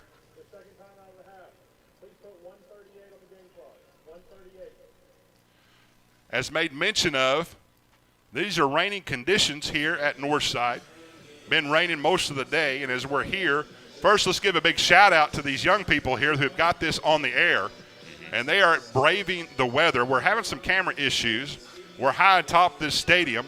The windows are kind of fogged up and also have rain all over them, but they're doing a great job in the cold and the rain, so kudos to them for getting us on the air tonight. No, absolutely. Every week I am impressed. Last week we had the tough vantage point there at West. So we're a little higher up here in Northside, and these kids have adapted. So let's say a big thank you to all of the Har-Ber people who's got our press box just the way we like it. We get a little spoiled sometimes when we go to different places. Yeah. They do a fantastic job getting us on there, and they've traveled down south here to Northside, got everything set up, and now they're braving the elements trying to keep this on the air. So we do apologize if there's any glitches in the system, but they're doing a great job. As we come out of the timeout, it's going to be 3rd down and 7. And this time Jackson drops back to pass. He's going downfield. There's going to be a battle for it. Falls incomplete. Oh, and they call a flag. I don't know about that one, but I am not the referee. Kenan Doss is back there. It looked like they were both fighting for the ball. Yeah, it looked like it. It looked like he just overthrew him a little bit. I guess you could argue that might be a catchable pass, but it was really the big red flag there for me was we had nobody up on our quarterback's face there. Gave him plenty of time to make that throw. We got to be able to get some pressure on the QB, especially that backed up in the end zone. Mendoza was the intended receiver. I'm looking at him, and I didn't know if he has much height on Doss. Don't look like he has too much height on him. But Doss is filling in for Zion Wilson. Jackson back again. He throws it over the middle. This time it is complete. Jackson's pass completed to number 10, Johnson. Vonjay Johnson on the completion. Right around the 49-yard line. Big pickup. Be 1st and 10 for the Grizzlies. Minute 25, what Har-Ber had in the backfield. 2 timeouts called. And now the Grizzlies are on the march. Jackson back to pass. He throws out. This time, once again, it's complete. As Mendoza on the completion. Picks up 10 yards, so it's another 1st down for the Grizzlies. Yeah, big 1st down, and they're executing this 2-minute offense pretty well, unfortunately, and they're able to find some spots in our defense, take advantage of them. We're going to be able to close down that coverage. Kenan Doss is 5'10", 132-pound junior. Called into action tonight. They're going his way a lot. Jackson looks that way once again, throwing. And this time he throws it on the outstretched arms of Mendoza, falls incomplete. So 2nd down and 10 for the Wildcat defense. Yeah, big 2nd down, incomplete, gives them some time to think about it. You're still in that 2 minutes now. You got 1:10 on the clock, it looks like, and then they're marching. Would you think they might try to blitz them a little bit here on this series? Yeah. You think you definitely like to see some stunts, some movement up front, give yourself an opportunity to confuse an offensive line and get a free hitter. As made mention, 1:10 left to play in the first half. Northside has been the only scorer here in the second quarter. This time he throws it out to the right side. Jackson's pass. And you called it there. We call it a little cross blitz. Both inside linebackers shooting inside the A and B gap to the right side, and they're able to get the ball off. So now they've got trips to the near side. One on the far side. Ball's placed on the far hash. Jackson takes the snap. He's looking that way. Now he's being pressured up the middle. Will White's chasing him. Throws it. Now he throws it incomplete. Jackson's pass incomplete. Intended for Rogers. Rogers was the intended receiver. Sandoval, once again, we saw him as the wide receiver for most of this year, has now switched over to defensive back. Did a great job there on the coverage. Almost came up with it, too. Yep. So now the drive has stymied a little bit, so it's 4th down. And we'll see if they are bringing on their punt team. Huh. 36 seconds left to play in the first half. This is usually that kind of in between, isn't it, Coach? This is that 2 down. This is that 4 down territory. Yep. Max Chavez, punt formation. Har-Ber keeps their main defense on. There's a bad snap on the play, and this time Har-Ber picks it up on the bad snap. We'll see who that is. That looked like Jacob Elliott. Bad snap. So there again, we see another turnover, Coach. Maybe playing the hands of the Wildcat offense now. This game has been dominated by ball security and by special teams. Yes. And right there, you saw them on the same play. Man, that is exciting football. Lucky break for Har-Ber. Man, you got 34 seconds, a chance to find the end zone. Great break for the Wildcat offense, who looks to score here before half. They've done this quite often this year. Yeah, we have. Yeah, we have. We have every bit of the ability to make this happen. So they're going to place the ball at the 47-yard line of Northside. I'm not sure what they called. It's got an equipment issue over there. Looks like the chains are down. Chains are down. I actually watched the Northside game here the other day. Mm-hmm. They had the same problem. So I don't know how old these chains are, but they were having the same problem with the chains. So they're trying to get them straightened out and fixed. Huh. So it'll be 1st and 10. Now we've got another whistle stoppage to play. Oh. And they're going to have to go find another set of chains. And as they do, let's take another quick timeout. 34 seconds left to play in the first half. Wildcats lead the Grizzlies 13-3. We'll be back right after these messages. Goodbye, guessing. Hello, confidence. So long, stress. Hello, security. Farewell, running to the bank. Hello, banking from anywhere. Get a quick view of your balance, block lost debit cards, and quickly deposit checks anywhere, anytime with a highly rated Arvest Go mobile app from Arvest Bank. Goodbye, limits. Hello, possibilities. So the chain gang looks like they've got everything fixed. Har-Ber takes it over. 1st and 10 after the bad snap. Owens drops back to pass, sets up for this wide receiver screen, and that went nowhere. Great read. That's Trayson Wright on the reception. We talked about those screens getting upfield, and that was a great play call because those ends are getting upfield fast. We didn't quite get out there at left tackle to block that outside corner, give ourselves a chance on the screen. Har-Ber gets on the ball quickly. Now they're looking to the sideline. 10 seconds left to play in the first half. I think they're going to let this run out. 6 seconds, 5 seconds, and that'll be the end of the first half. But entertaining first half if you like special teams and turnovers. We've seen it all tonight in this wet field. But yes, we have. We are glad that you're joining us. We'll take a halftime break here right now. And the score once again is Har-Ber 13, Northside 3. We'll be back after halftime to discuss what we saw in the first half. My name is Adobe, and this is my Chick-fil-A success story. When I started as a team member, I was pretty shy and struggled with my confidence. And now, that same shy person, she owns her own Chick-fil-A restaurant.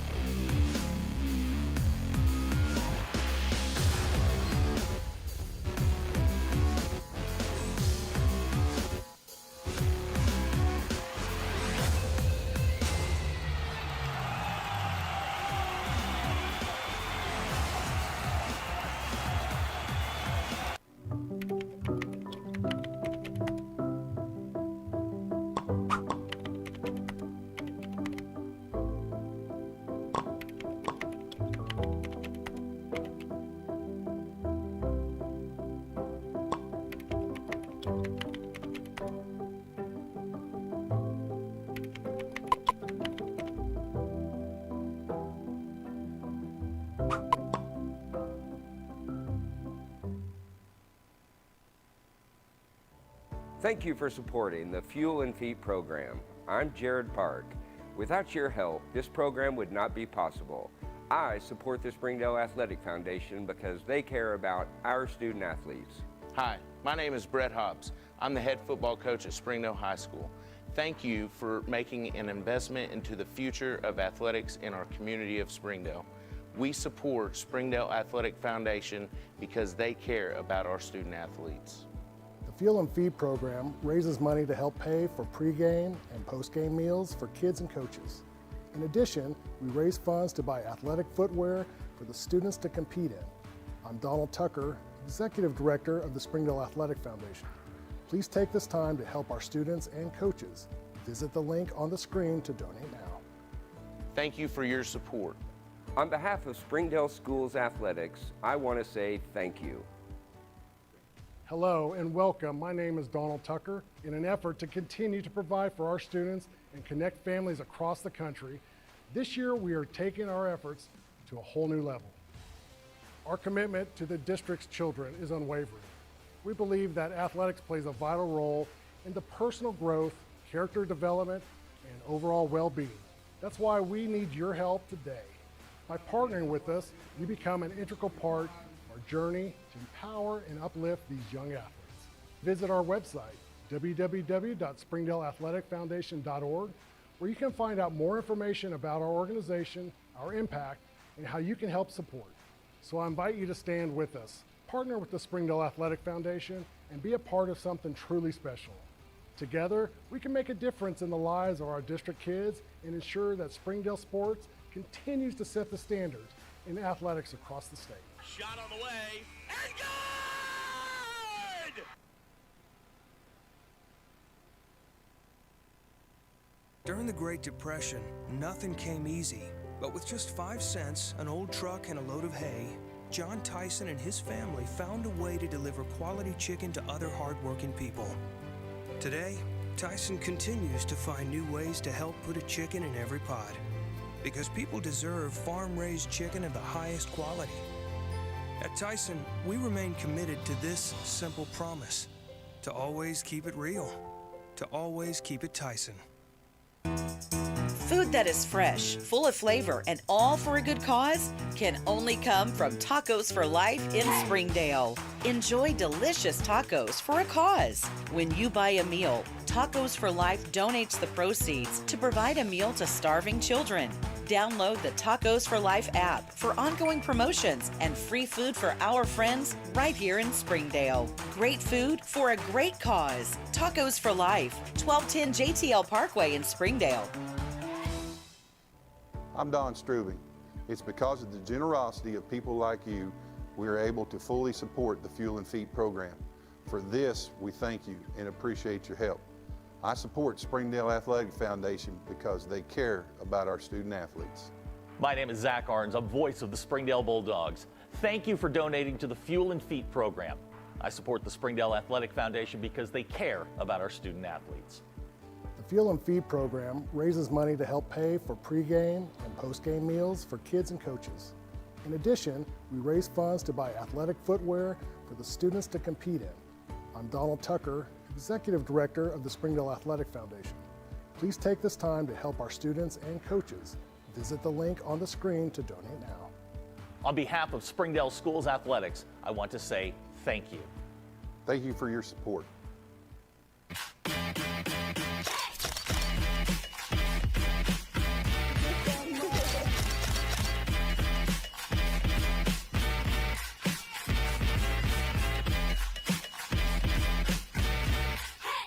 Joe and Larry here with Sam's Furniture. We just wanted to thank you for your business and to let you know that your purchase helps serve so many people. That's right. The culture here at Sam's is to love and serve others in our community and around the globe. So when you buy at Sam's, part of your purchase goes to support one of the many organizations we partner with. You enable us to invest in our children, teachers, veterans, development in Africa, and distributing wheelchairs to those in need around the world. You are a part of this. So from the Sam's Furniture family to yours, Thank you.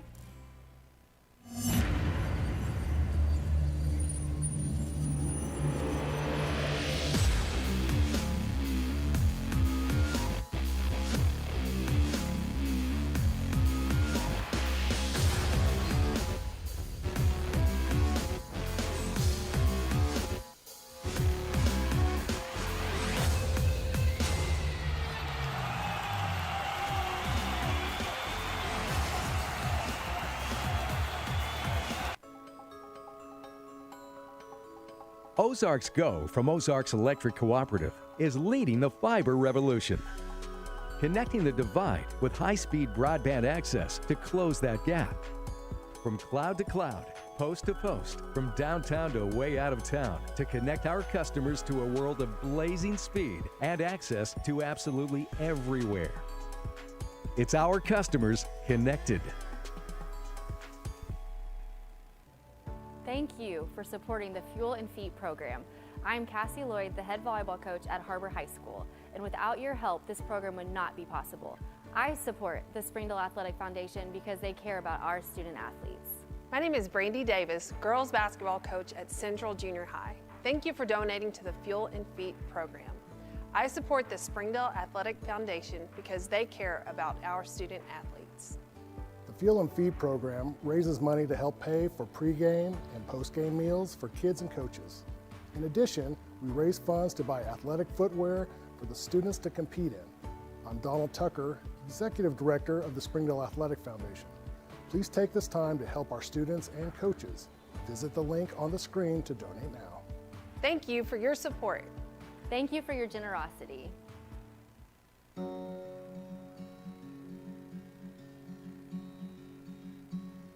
Hometown. That word still means something here. It means we're neighbors. We do the right thing.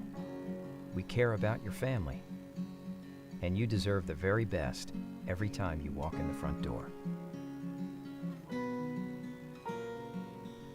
Har-Ber's. Hometown fresh. Sometimes a dream car has nothing to do with horsepower or performance. My dream car is the one that gets me to my job every day. The one that lets me help a friend in need. I didn't think I had the credit. My credit score wasn't that good, but Car-Mart believed in me. They believed in me. My dream car, a 2016 Nissan Sentra. What's yours? America's Car-Mart. You keep the dream, and we'll keep you on the road. I'm Jason Jones, principal at Springdale High School. Thank you for making an investment into the future of athletics in our community of Springdale. We support the Springdale Athletic Foundation because they care about our student athletes. Thank you for supporting the Fuel and Feet program. I am Paul Gree, principal at Har-Ber High School. Without your help, this program would not be possible. I support the Springdale Athletic Foundation because they care about our student athletes. The Fuel and Feed program raises money to help pay for pregame and postgame meals for kids and coaches.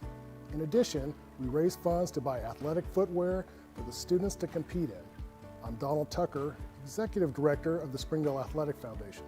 Please take this time to help our students and coaches. Visit the link on the screen to donate now. Thank you for your support. On behalf of Springdale School Athletics, I want to say thank you.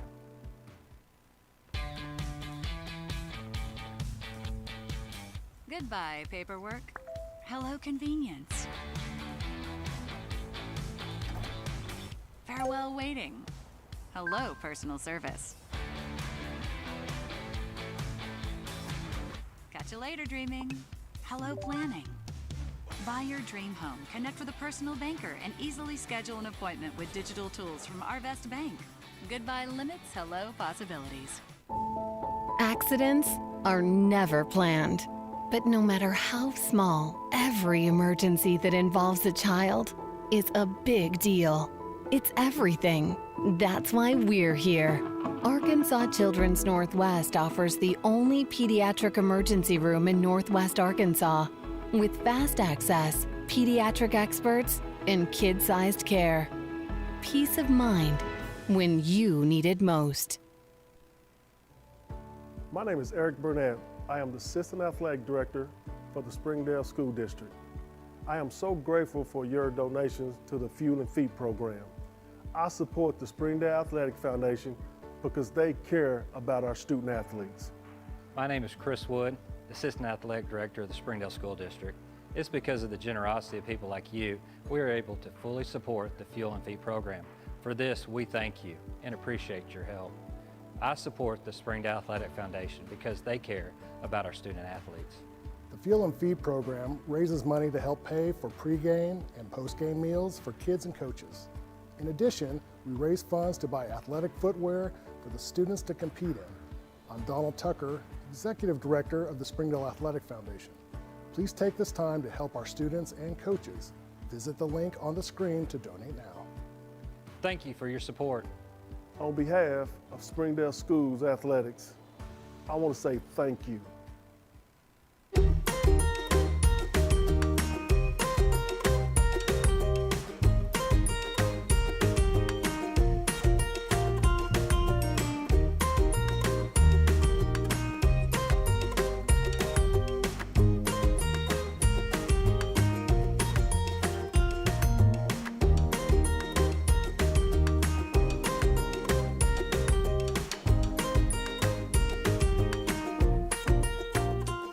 Hey Northwest Arkansas, Lara here at Sam's Furniture. If you're looking for new furniture, we have over 170,000 square feet selection at everyday low prices and same-day delivery available. But the best part is that we love to serve our community. So when you buy at Sam's, part of your purchase goes to support one of the many amazing organizations that we have been blessed to partner with. Serving others, especially those in need, is our culture here, and we hope that you'll be a part of that too. Arkansas's largest furniture destination, get it at Sam's. Goodbye, guessing. Hello, confidence. So long, stress. Hello, security. Farewell, running to the bank. Hello, banking from anywhere. Get a quick view of your balance, block lost debit cards, and quickly deposit checks anywhere, anytime with the highly rated Arvest Go mobile app from Arvest Bank. Goodbye, limits. Hello, possibilities. My name is Adobe, and this is my Chick-fil-A success story. When I started as a team member, I was pretty shy and struggled with my confidence. And now, that same shy person, she owns her own Chick-fil-A restaurant.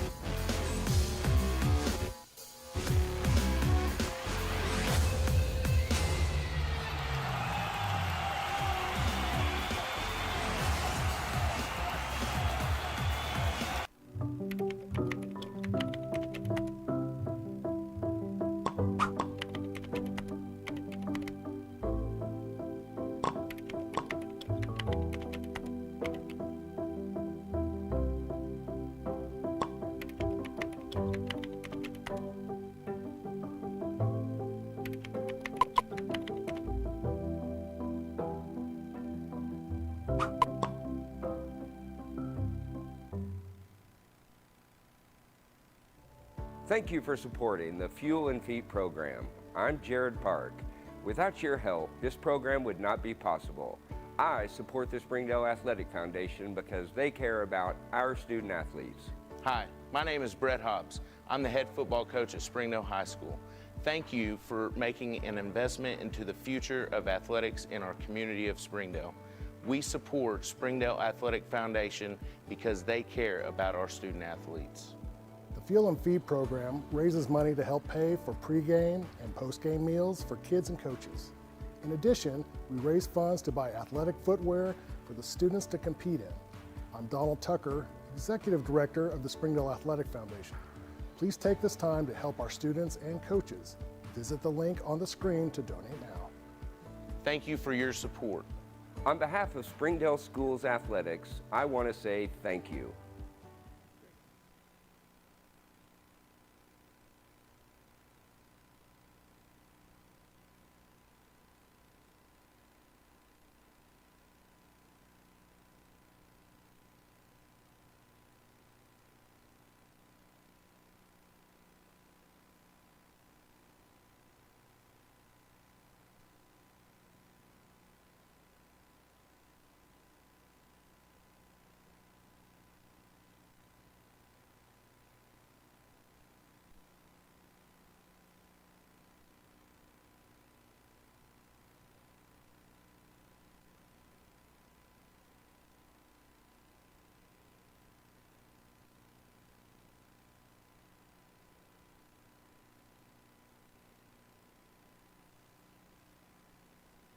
During the Great Depression, nothing came easy. But with just 5 cents, an old truck, and a load of hay, John Tyson and his family found a way to deliver quality chicken to other hardworking people. Today, Tyson continues to find new ways to help put a chicken in every pot. Because people deserve farm-raised chicken of the highest quality. At Tyson, we remain committed to this simple promise: to always keep it real, to always keep it Tyson. As we get ready to start the second half of football here at Mayo Thompson Stadium in Fort Smith, they cut the halftime procedures just a little bit shorter tonight due to the rain, and coaches agreed to that, to a 15-minute halftime anyway, so their players are back out on the field getting loosened up. So let's talk about the scores from last night. As Bray has already made mention of, everybody else got the pleasure of playing yesterday, not us, but anyway, the big game that everyone talked about was Bentonville over Rogers, 31-28, shaping up probably Bentonville being the 1 seed throughout the playoffs here for the 7A West. Rogers doing a great job. This is probably one of the best teams Rogers have, who we will face next week at Wildcat Stadium. Fayetteville beat Springdale 52-28 up in Springdale last night to battle the Bulldogs. And then Bentonville West had no problem with Rogers Heritage, 56-28. And our score here is 13-3 as we get ready for the second half. A first half that's kind of plagued by, as Coach Bray has said, turnovers, special teams, plays. We talk about all phases of the game, and they definitely have played a big part here in the first half, seeing turnovers by both Northside and Har-Ber. A huge part, and especially in weather like this, we talked about all those games that were played last night, which makes no sense. They didn't get to enjoy this incredible weather that we have tonight. But when you are playing in this weather, man, you just have to be disciplined. And some of the things that obviously you should be focused on, you have to focus on 10 times as much. And that's special teams, it's alignment, assignment. It's the fundamentals of how to carry the football, how to catch the football in a situation like this with the rain. And it is just proven to be a huge factor.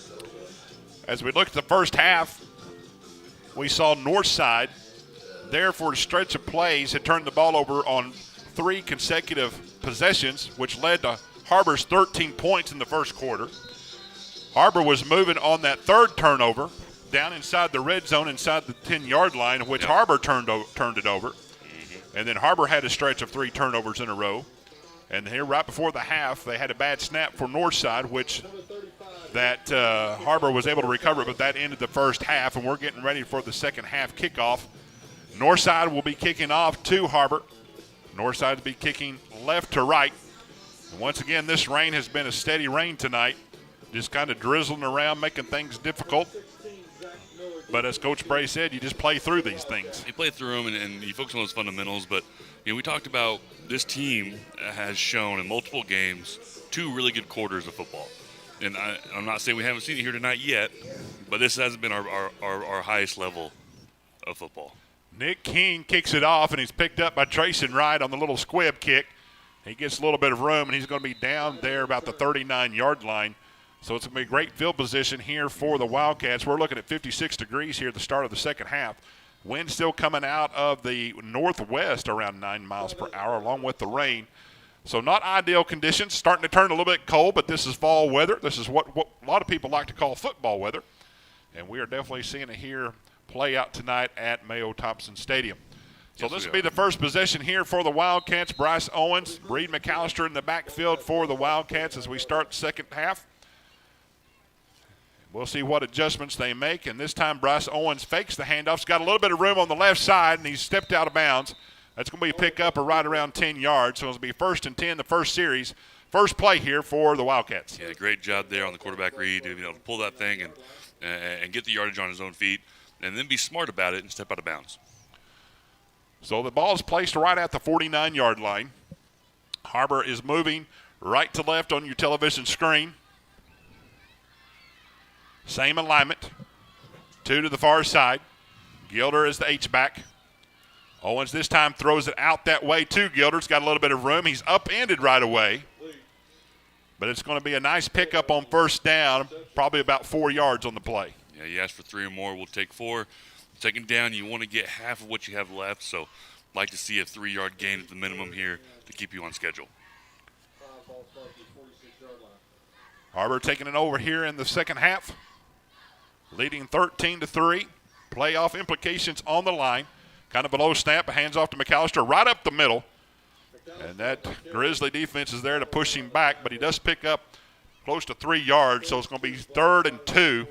Big play right here, start the second half. Yeah, you're on schedule. Now it's that 3rd and 2, time to convert. You hit the ground with our powerful running back and allow him to fall forward with his momentum, move his feet, and gain the first. Hudson Mayhew, Perry Lewis, Blake Pettit filling in for Mark Ballard. Matt Graham, Luke Huffmaster have been the starting line. I think they changed that up. Aiden Aguilar has been in there as well. Owens follows McAllister this time around right side, and he's going to be close to the first down. We'll see where they spot the ball. They've got him at the 40-yard line, so it does look like it's going to be a first down for the Wildcat. Oh, and we've got some pushing going on. Flags coming out. After the first down, we'll see what the call is. Want to hold your emotions in check, especially after a big first down run here. Yep, we're on a mission there. That was a beautifully executed first, second, and third down. No need to get in your own way. Both teams pushed a little bit. Owens pushed a little bit.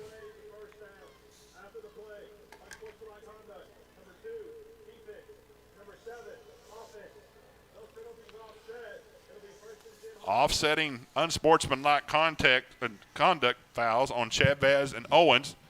So the play's going to stand, so it's a pickup of a couple yards, but it's going to be 1st and 10 for this Wildcat offense. Big break there for the Wildcats. Yeah, big break. Got to be smart.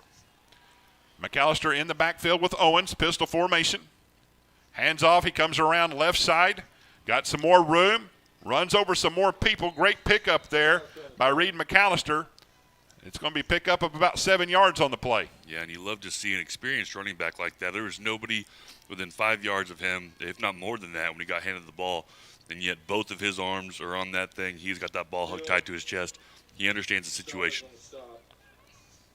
2nd down and 2. Coach Bray's made mention of this is what you like to see coming out of the halftime. Kind of lean on your offensive lineman a little bit. Matriculate the ball down the field, as old Hank Stram used to say. Yes, sir. And now he pulls out the ball. He looks downfield. He's got a man that looks like Gilder on the play. It is complete. Great read there by Owens, and he gets it down to Gilder for a first down. Yeah, huge play, especially with the play action there. Those linebackers bite up for just long enough to open up our tight end coming across. On the ball in a hurry. Hands off to McAllister. Comes up the middle. Running over some more people. Great push by this offensive line. About 6 yards on the pickup. Now, this is the type of offense you want to see, right? It doesn't have to be huge gains. You'll pick up a big chunk here or there, be methodical about it, and move the ball down the field one play at a time. And this is what we'd like to see 2 quarters ago, but we'll take it right now. 2nd down and 4. Har-Ber on their first possession. Rainy night here tonight. This time, McAllister comes off right tackle. And he's going to pick up enough about 5 yards, so he picks up the first down, and it's going to be 1st and goal for the Wildcats inside the 10-yard line. Yep, and this is that moment. Run to win. Put it behind your offensive lineman. Find the end zone. Sometimes weather like this is what the offensive linemen love. They love to have that ball push it down the field in weather like this. So just outside the 10-yard line, inside the 10-yard line. Now they shift. They break that little huddle in the backfield. Hand off McAllister up the middle. Finds a little bit of room, and he's into the end zone. Wow. What a great drive by this Wildcat offense for 10 yards out. Great drive. On that last play, the way that we explode into that wider formation really opens up the defense and creates some of those holes naturally, allows for our offensive linemen to get up to the second level and allow Reed to walk in there almost untouched. The coaches must have said something at halftime. We're just going to run it right down their throat. So they did a great job there. Had a few pass plays within that series. Reynolds in. Yep, Reynolds in for the extra point. He gets it up, and it is good. 8:17 left to play in the third quarter. Har-Ber scores on their first possession. They lead 20-3. We'll be back right after these messages. You're watching the Har-Ber Wildcats here on the Springdale Athletic Foundation Network. Food that is fresh, full of flavor, and all for a good cause can only come from Tacos for Life in Springdale. Enjoy delicious tacos for a cause. When you buy a meal, Tacos for Life donates the proceeds to provide a meal to starving children. Download the Tacos for Life app for ongoing promotions and free food for our friends right here in Springdale. Great food for a great cause. Tacos for Life, 1210 JTL Parkway in Springdale. So coming out of halftime, the Wildcats take the ball right down the field. 40 yards, we'll call it 60 yards on the play. Methodical, running down the field. A few pass plays mixed in there, but a great push by that offensive line picks up the touchdown for the Wildcats. Beautiful execution. Love to see it the rest of this ball game. Oh, wow. Oh, wow. Reynolds kicked that ball as a squib kick, bounces off one of their up men. And Northside gets pretty lucky there as he falls right back on it. Yeah, hey, kudos to him. That was a quick reaction. But we've seen Har-Ber do that quite a bit tonight, those squib kicks, sky kicks, and it's paid off for them. Almost another turnover right there, but lucky break here for the Grizzlies as they get the ball on Har-Ber's side of the field at the 48-yard line. 1st and 10. Their first possession of the second half. We'll see what adjustments they have made along with our defense.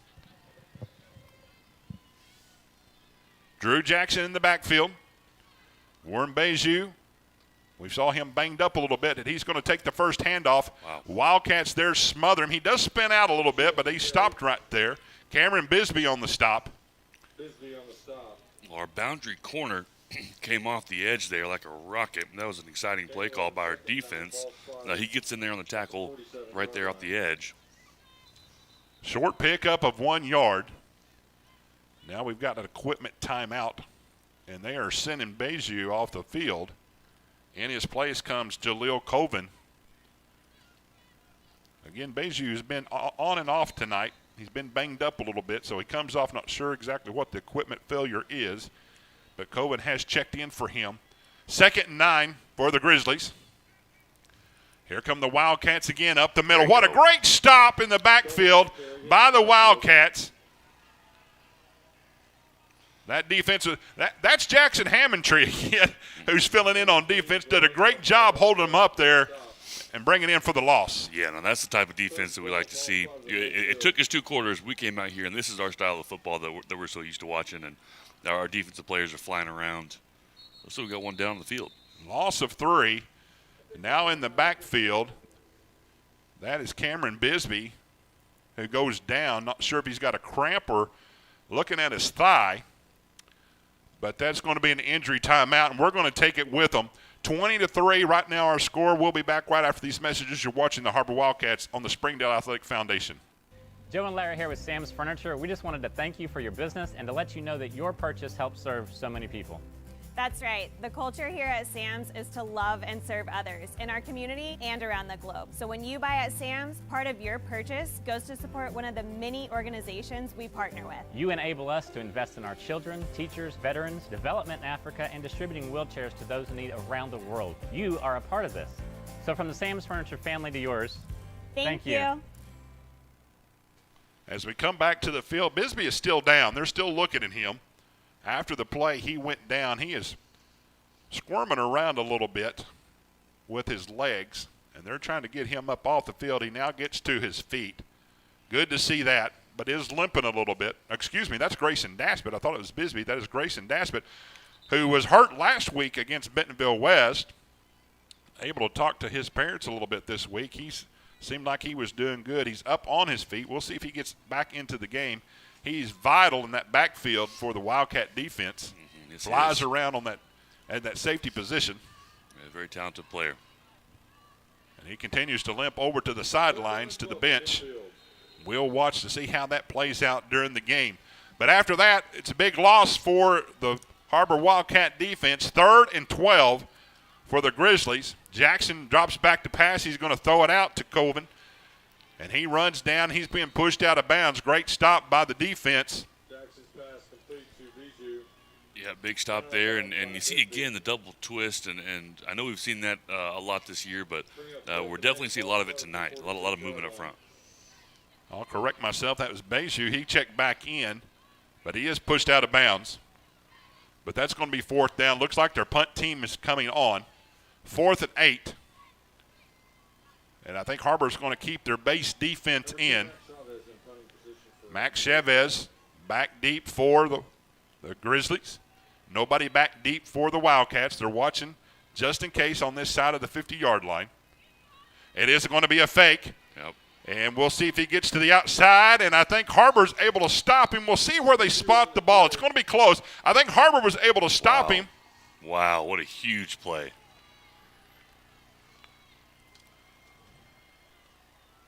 Defensive coordinator Julian Washington had that played right. He had kept his base defense in there. It's going to be a turnover on downs.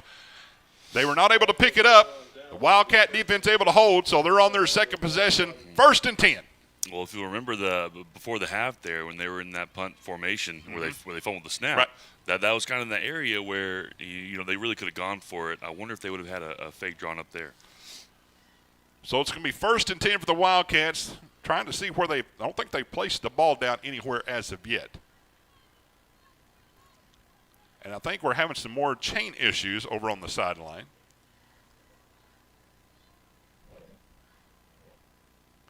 Wildcat offense is ready to go. We are ready to go. 6:43 left to play here in the third quarter. Har-Ber able to take that first possession, march right down the field for a touchdown. Leads them 20-3. I'd like to see them do this again on this possession. Now I think they've got things worked out. Yeah, sometimes those chains and these in the bitter cold and the torrential downpour and the flooding, sometimes the equipment, there's some malfunctions out there. Kind of like my back. It gets kinks every once in a while. You got to stretch out. So. But we're back underway here. Bryce Owens in the backfield set up by himself. We got 2 to the near side.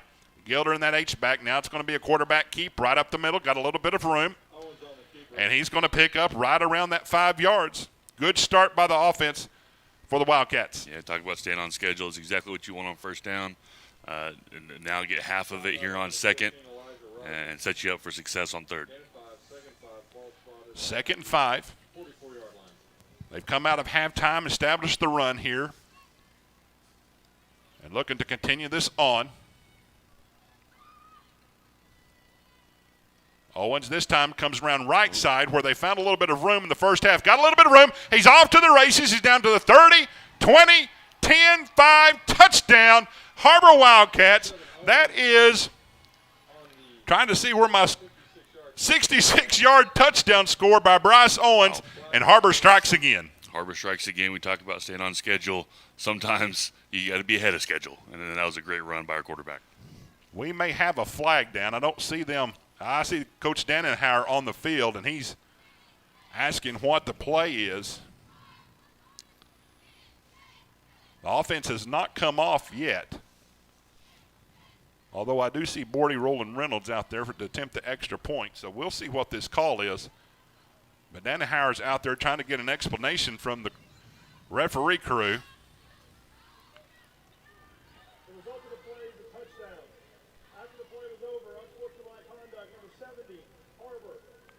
Oh, my.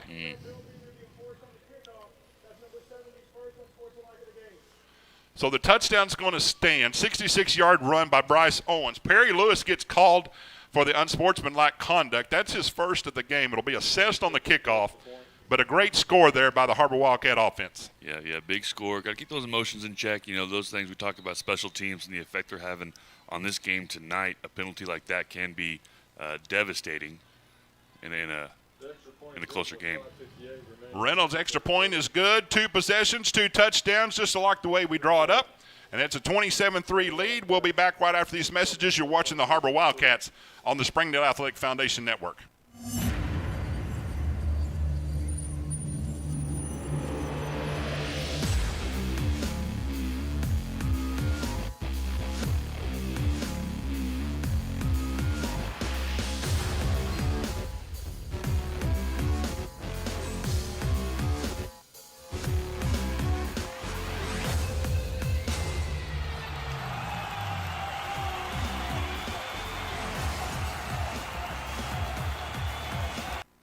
Well, the halftime adjustments have been called out, and they've worked to a T. Now, the one thing we're looking at here, Coach, the assessment of the unsportsmanlike conduct is going to bring the ball back to 25. So kind of a bad start here for the kickoff, but we'll see what they do. They've been doing squib and kick, so we'll see if they do another squib kick on this position. That's a good point. I'd be interested to see how they respond to this little bit of adversity. Definitely changes up your strategy. Bordy Roland Reynolds set to kick it off. He brings it up, and now he just boots it away. And this time Northside comes around right side, got a little bit of room. Jaden Charles on the return. Tackled by Elliott. That is Jaden Charles on the return. And he's brought down about the 43-yard line. Northside will take over the second time in the second half here, finding themselves behind 27-3. Wildcat defense has been doing a great job. Stopped the fake punt on the last possession.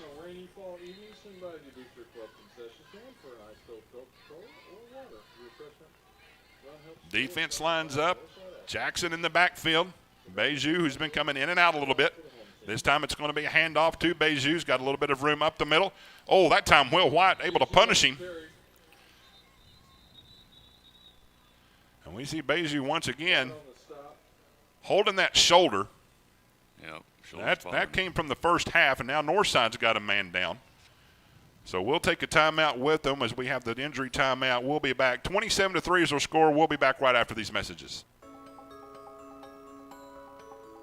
Ozarks Go from Ozarks Electric Cooperative is leading the fiber revolution, connecting the divide with high-speed broadband access to close that gap. From cloud to cloud, post to post, from downtown to way out of town, to connect our customers to a world of blazing speed and access to absolutely everywhere. It's our customers connected.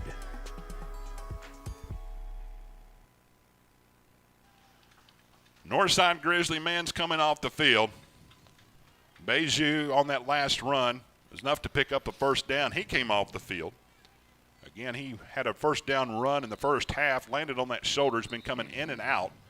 But a great stop by Will White for the defense. 5:45 left to play here in the third quarter as we resume play. Wildcat defense looking to make another stop. Grizzlies coming on the line of scrimmage. They placed the ball at the 46-yard line of Har-Ber. 1st and 10. Jackson in the backfield this time. Jaleel Coven with him. And they're going to hand it off to Coven.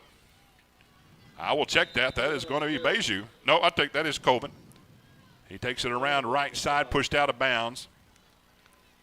Small pickup on the play. Small pickup. Great job finding the edge there and stopping the momentum there at 2 yards. Almost creased it, but big stop. So it's going to be second down and 8. 5:33 left to play here in the third quarter.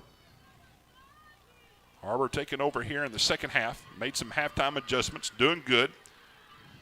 Northside. Jackson drops back to pass. Throws it over the middle. And that time it's intercepted. Wow. What a great play there. That is Kenan Doss. He's still on his feet going down the field. Got a little bit of room. It's at the 20, 15, 10. And he's down at the 7-yard. They've tried to pick on Kenan Doss all night long, and he able to pick that off and get it back. Now, there is a penalty flag on the play. Yeah, we just had a violent block there behind, way away from the play. Hopefully not going to be a targeting. Not sure what exactly they're going to call us on there. Maybe a blind side block. Definitely the blind side. Hopefully just the blind side. We will look to see what the penalty's for, but a great job by Kenan Doss. He's been picked on all night long, able to take that interception back down inside the 10-yard line.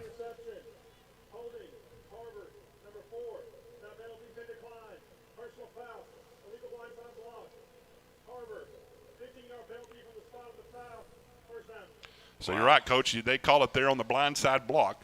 So that will push them back, but a great stop. Here we go. We talk about turnovers. Another big turnover for the Wildcat defense. Yeah, great turnover. Man, that's a huge play. You lose, I'm not going to say all the momentum, but a good chunk of it there with just some reckless football play. You didn't have to make that block. But, again, you got the ball, and you got a chance to score. So kudos to the Wildcats. 5:33 left to play in the third quarter. Ball's placed at the midfield stripe after the penalty. Offense comes back on the field. Bryce Owens is the quarterback. McAllister lined up behind him in the pistol formation. Hands off to McAllister around that right tackle. Finds a little bit of room. He busts through. He's got more room. And he goes down at the sideline about the 27-yard line. Big pickup for Reed McAllister. Offensive line really taking hold here in the second half. A huge play there. And a big part of that, too, is Bryce and the way he's able to hand that ball off and follow through with his play fake. And he's such a dynamic player that, that defense has to respect that rollout movement and really frees up McAllister to get some extra yards. Now, after the first down, Har-Ber's been good about getting on the line quickly. This time, a little bit slower, getting to the line of scrimmage.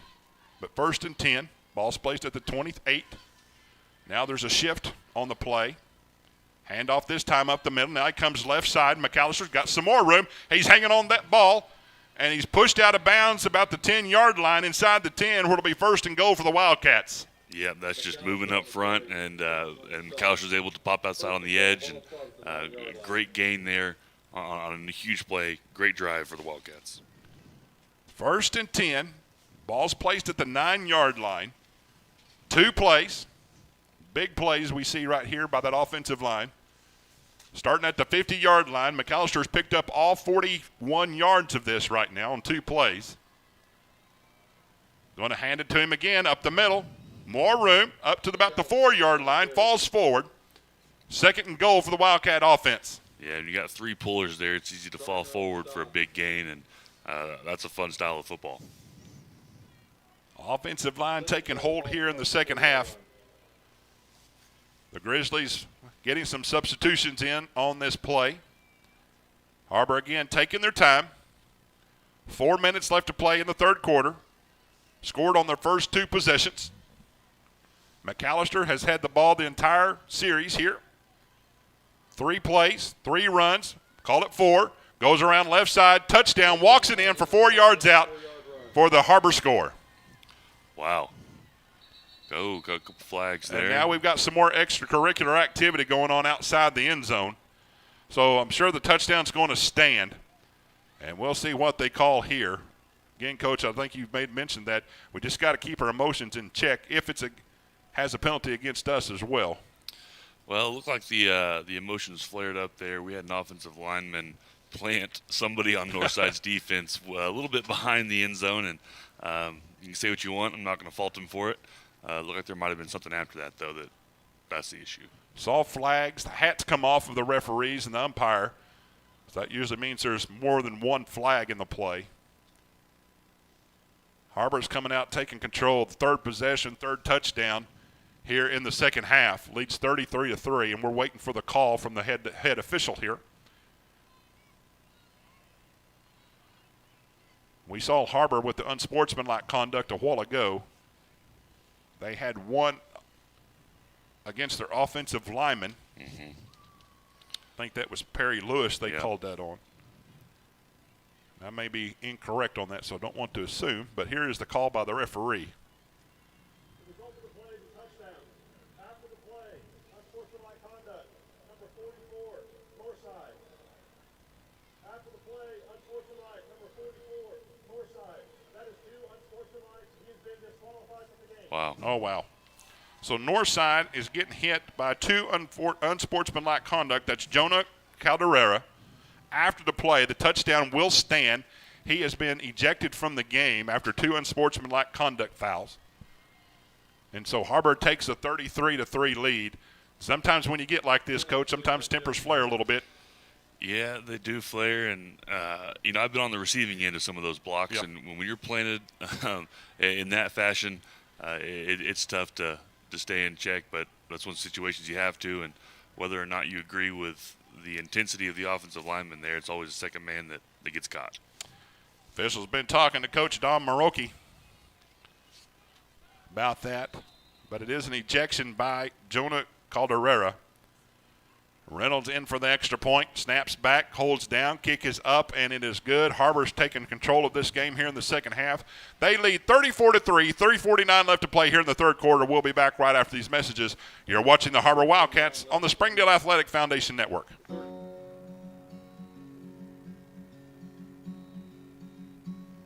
Hometown. That word still means something here. It means we're neighbors. We do the right thing. We care about your family. And you deserve the very best every time you walk in the front door. Har-Ber's, hometown fresh. You know, Coach Bray, as we come back in after this timeout, now they're going to be marching this off. Last time we saw it on the Har-Ber side, now it's way on Northside's end of the field. Yeah, that was too unsportsmanlike, correct? So 30 yards on the penalties. Goodness. So we're kicking off at the 30-yard line of Northside. Huh. Yeah, this is a unique situation to be in for sure. Yep. Har-Ber has been on this end most of the second half. And now we'll see what kind of kickoff we get here for Bordy Rolling Reynolds. And now we see stoppage of play, the timeout by Northside. We'll keep it right here. And Coach, I think what you like to see on that last play, running plays, forward plays, all Reed McAllister and Ian's in for the touchdown. You like to see that, just running the ball down the field. Yep, no doubt. Especially, in situations like this. I know we've talked about the weather a whole lot tonight, but it's smart just to give your veteran running back the ball, let him go make some plays. Especially, we mentioned earlier that he's able to, as soon as he gets the handoff, he's got two arms on that ball, holding it tight and secure. And I'm sure there was a conversation at halftime about that, but you can feel good knowing that he's carrying the rock with both arms, and you just get out of this game doing that for the next 3 minutes and 50 seconds here, and then the entirety of the fourth quarter. Great response by this Wildcat offense coming out of the second half. First half plagued by turnovers. Both teams plagued by turnovers. Yep. Har-Ber has taken control, as Coach says, hanging on to the football, able to score their first 3 possessions here in the second half, and they will be kicking off at the 30-yard line. Again, we've seen these squib kicks, probably something similar that we'll see here.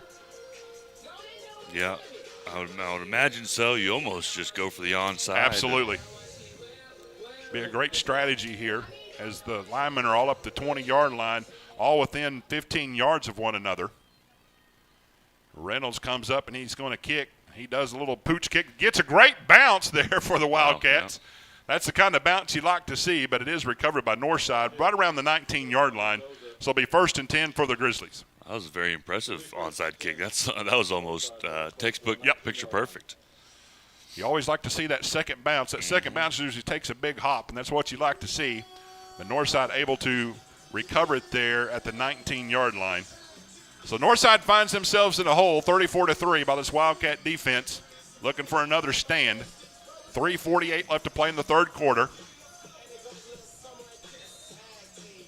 Seen some different personnel in the defensive alignment tonight, and they're doing a great job. Jackson Hammontree's one in particular, as he has been the backup tight end, playing that end over there. Now we've got a run-out play, and now we see a penalty flag comes down. And that is their running back. That is Warren Beju.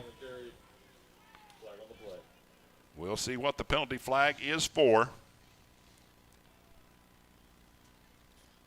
Didn't quite see it there on the backside, likely holding.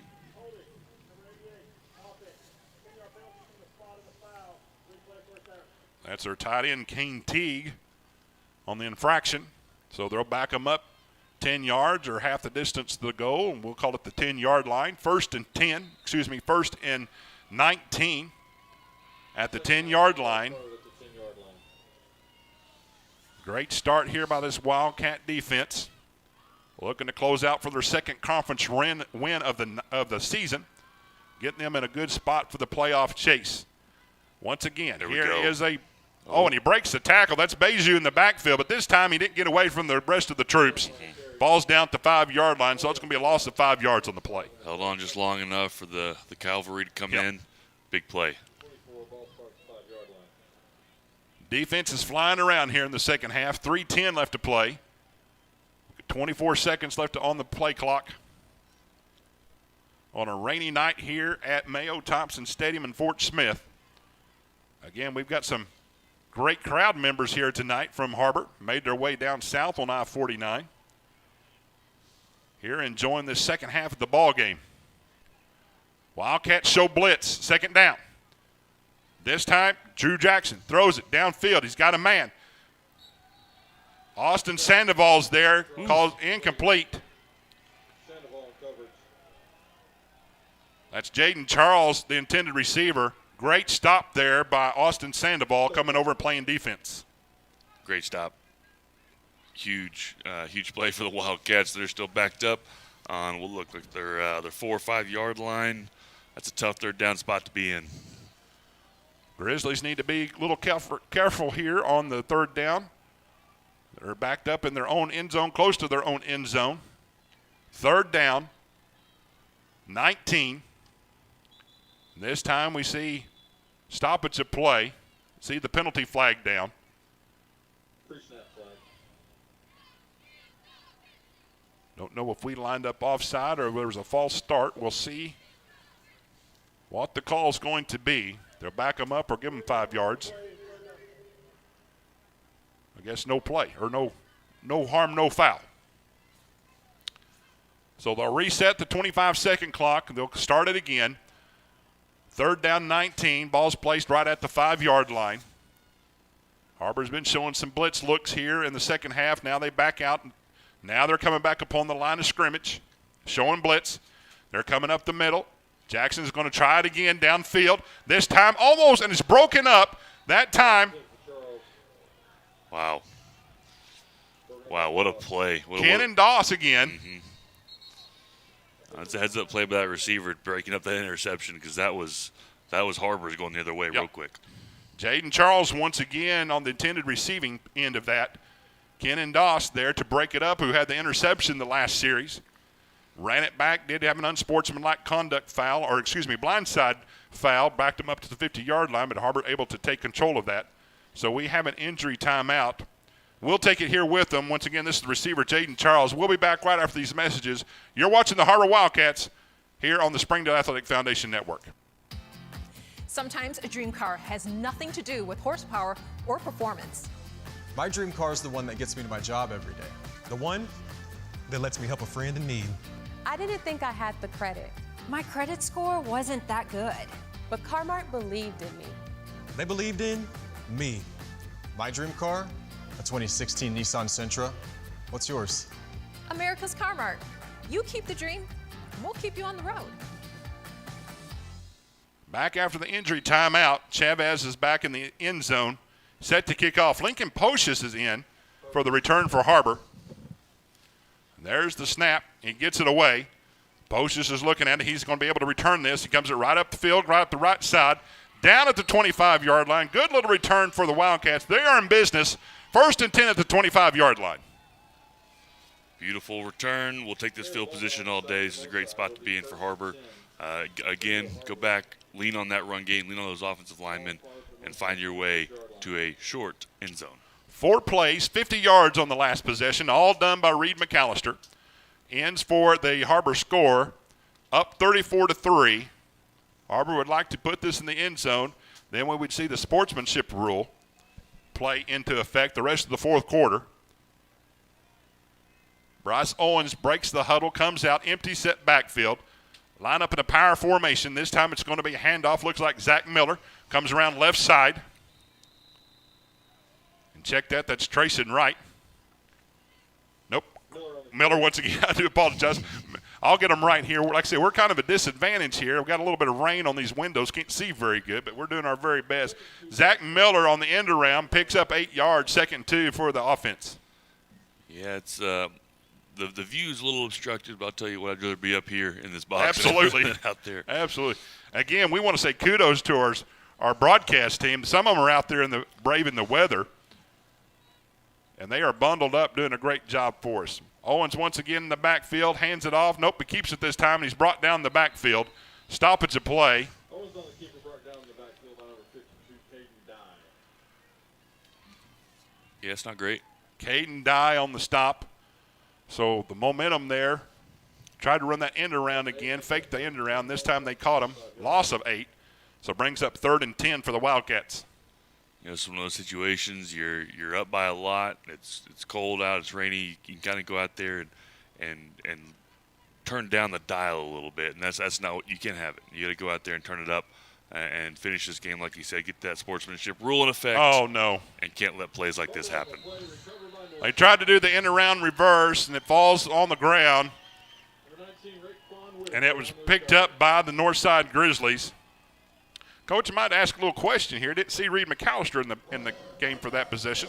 So not sure if he's hurt, but did some end-arounds that time and kind of cost him on that last reverse. Again, there's a difference between walking through the motions or going out there with a purpose, and I'm not sure where between on that spectrum we were on that drive, but didn't seem like the same intensity we had when we came out the drive before. So we see another turnover. That's 4 apiece for each team. Har-Ber's able to capitalize for the most part on the turnovers. Jackson in the backfield. Hands off to Bijou. He's got a little bit of room, and now he's upended there. That's Jacob Elliott on the stop. And he picks up about 5, 2nd and 5, we'll call it, for the Grizzly offense. 34 seconds left to play here in the third quarter. That's been dominated by the Wildcats. Come out and scored 21 points here in the third quarter. Looking to finish this off, head back to Northwest Arkansas with the victory in their pocket. Yeah. Northside's trying to line up. Go ahead, Coach. Oh, I was about to make a joke about taking a ferry back up the river or the flood. But again, another handoff to Bijou. Comes out this side, and he stopped there. Well, they got the edge quick there, and he had an open seam. Lucas Cahill on the stop, and that's going to do it for the third quarter. We've got a score of 34-3, and there we got a. Okay, they're calling at the end of the third quarter. 34-3. We'll be back for the last quarter right here in Mayo Thompson Stadium. You're watching the Har-Ber Wildcats here on the Springdale Athletic Foundation Network. Goodbye, paperwork. Hello, convenience. Farewell, waiting. Hello, personal service. Catch you later, dreaming. Hello, planning. Buy your dream home. Connect with a personal banker and easily schedule an appointment with digital tools from Arvest Bank. Goodbye limits, hello possibilities. We're ready to start the fourth quarter. Northside has the ball. They will be switching sides. Northside will be moving right to left on your television screen. Har-Ber's leading 34-3 in the third quarter that was dominated by the Wildcats. Now, they did turn it over at this last series, last possession. Northside's trying to take advantage of it, has first down on this possession already. Tony Berry comes out to defend here on the near side. 1st and 10, ball's placed at the 41. And now we have a stoppage of play. See a yellow flag down. The laundry comes out. It's good to see Tony Berry back out there.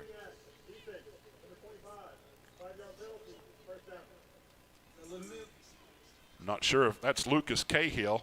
Now, they've been watching this year about clapping the hands. Not sure if that's what he did. So many offenses these days go to the clap as their cadence, and then any kind of clapping or even simulated clap on the defense will draw a flag these days. So that's going to be 1st and 5 now for the Grizzlies. Jackson in the backfield, Bijou with him. He's going to hand it off. He's coming left side, finds a little bit of room up that left tackle. And he is dropped. He's going to pick up the first down. Yeah. Pin and pull scheme, able to get those two pullers up inside and find a crease. And you got to be able to overcome your blocks at defensive line there and really cut the edge and not allow them to cut the defense, allowing for your linebackers to fill those gaps. And when they get those creases, they're hard to stop. Will Croft on the stop, trips him up. But now they're on Har-Ber's side of the field, 47-yard line, 48 we'll call it, 1st and 10. Again, handoff to Bijou, finds a little bit of room once again at that left tackle spot. Stopped there again by Will Croft, but he's going to pick up about 8 yards on the play. Yeah, very similar play there. They're just looking for those creases and hitting them at 100 miles an hour. We'll call it 2nd and 3, pickup of 7. Northside marching down the field, going to hand off again. This time he comes right up the middle, and he stopped there. That's Jacob Elliott on the stop.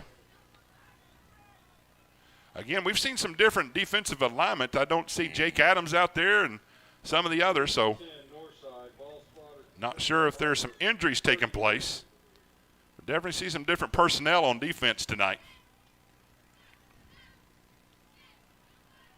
Beju comes around right side this time, find a little bit of room, weaves his way out to about the 25-yard line. Cahill again on the stop. He's running very hard right now. He's going to be one that we've got to find a way to stop that running back in this running game. Northside's finding a little bit of room here to run with. 1st and 10. Again, another handoff. He comes around that left tackle. He's brought down this time. Jacob Elliott on the stop. Penalty flag on the play.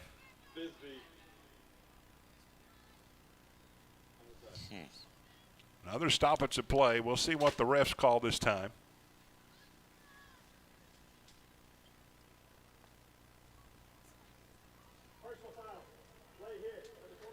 Yeah. Oh. Okay, he'll come in a little bit late on that play. So it's going to be half the distance to the goal. It's just outside the 10-yard line. We'll call it 1st and 10. And we'll see if he's able to pick up a first down just inside the 1-yard line. So 1st and 10. 1st and 10, ball spot at the 11-yard line. This time they show blitz. They bring him. And he gets a little bit of room, and it looks like he's going to go in for the touchdown, 11 yards out. That is Warren Beju, and the lights go off here at Northside Stadium. Mayo Thompson for the score. And the Grizzlies have scored here in the second half. Yeah, they have, and it just looks like, I'm not going to say lack of effort, but we aren't quite running around as fast as we were a quarter ago, and part of that comes with the realizing that you're one score away from a mercy rule and just letting off the gas a little bit.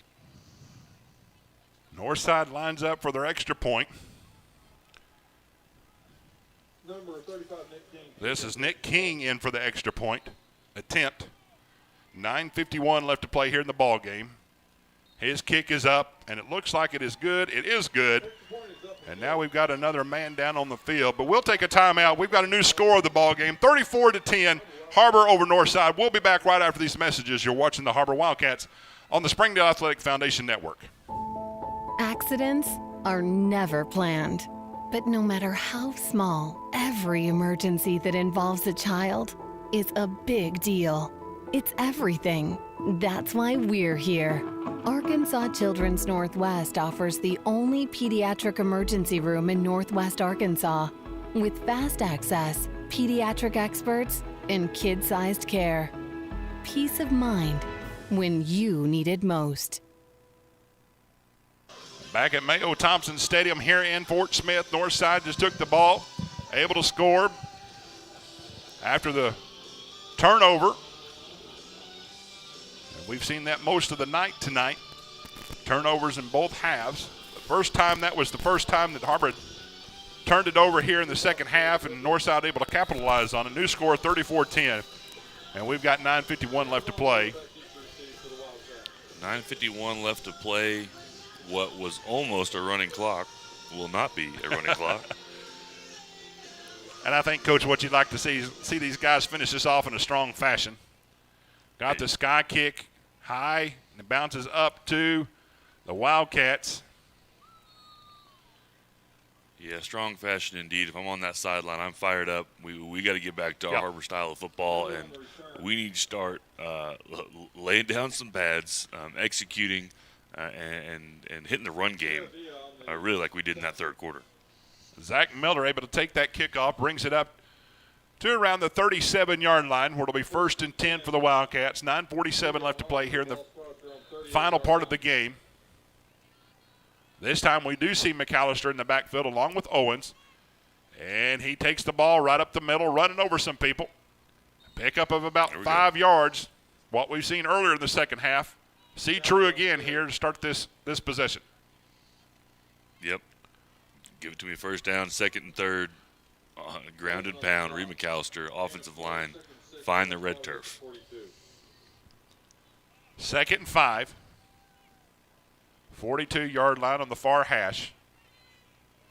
Again, handoff to Owens keeps it this time. He's got a little bit of room on the left side. He's down to 40, and he slides down to 40, maybe the 39-yard line.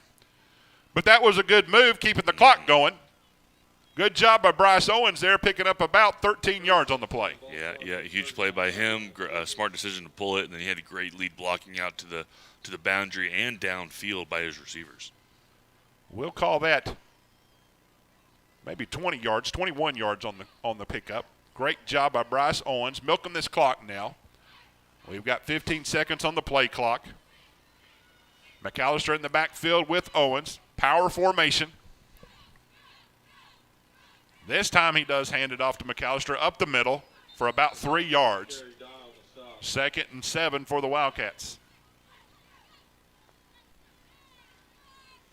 2nd and 7. First, you want that 3 or more, so we're right there on the edge of it. Try and get half here. Har-Ber just taking their time here in the second half in the fourth quarter. Again, same formation. Owens. Oh, wow. Going to hand it right around left side. McAllister's off to the races. He's down to 10, 5, touchdown. What a great hole on that left side. And that is a touchdown out by 36 yards by Reed McAllister. That hole on the left side was caused by pulling the entire right side. We had 4 pullers on that play, it looked like, which I would imagine is going to be very, very difficult to stop from the Northside defense. Great play call offensively. I'm not sure I've ever seen the quad pull by the offensive line. Great job by this offense, picking up another touchdown. Bordy Rolling Reynolds in for the extra point attempt. Snaps back, holds down, kick is up, and it is no good. So he misses the extra point, and so your score is going to remain 40-10. 7:55 left to play here in the ball game. We'll take another timeout. You're watching the Har-Ber Wildcats here on the Springdale Athletic Foundation Network.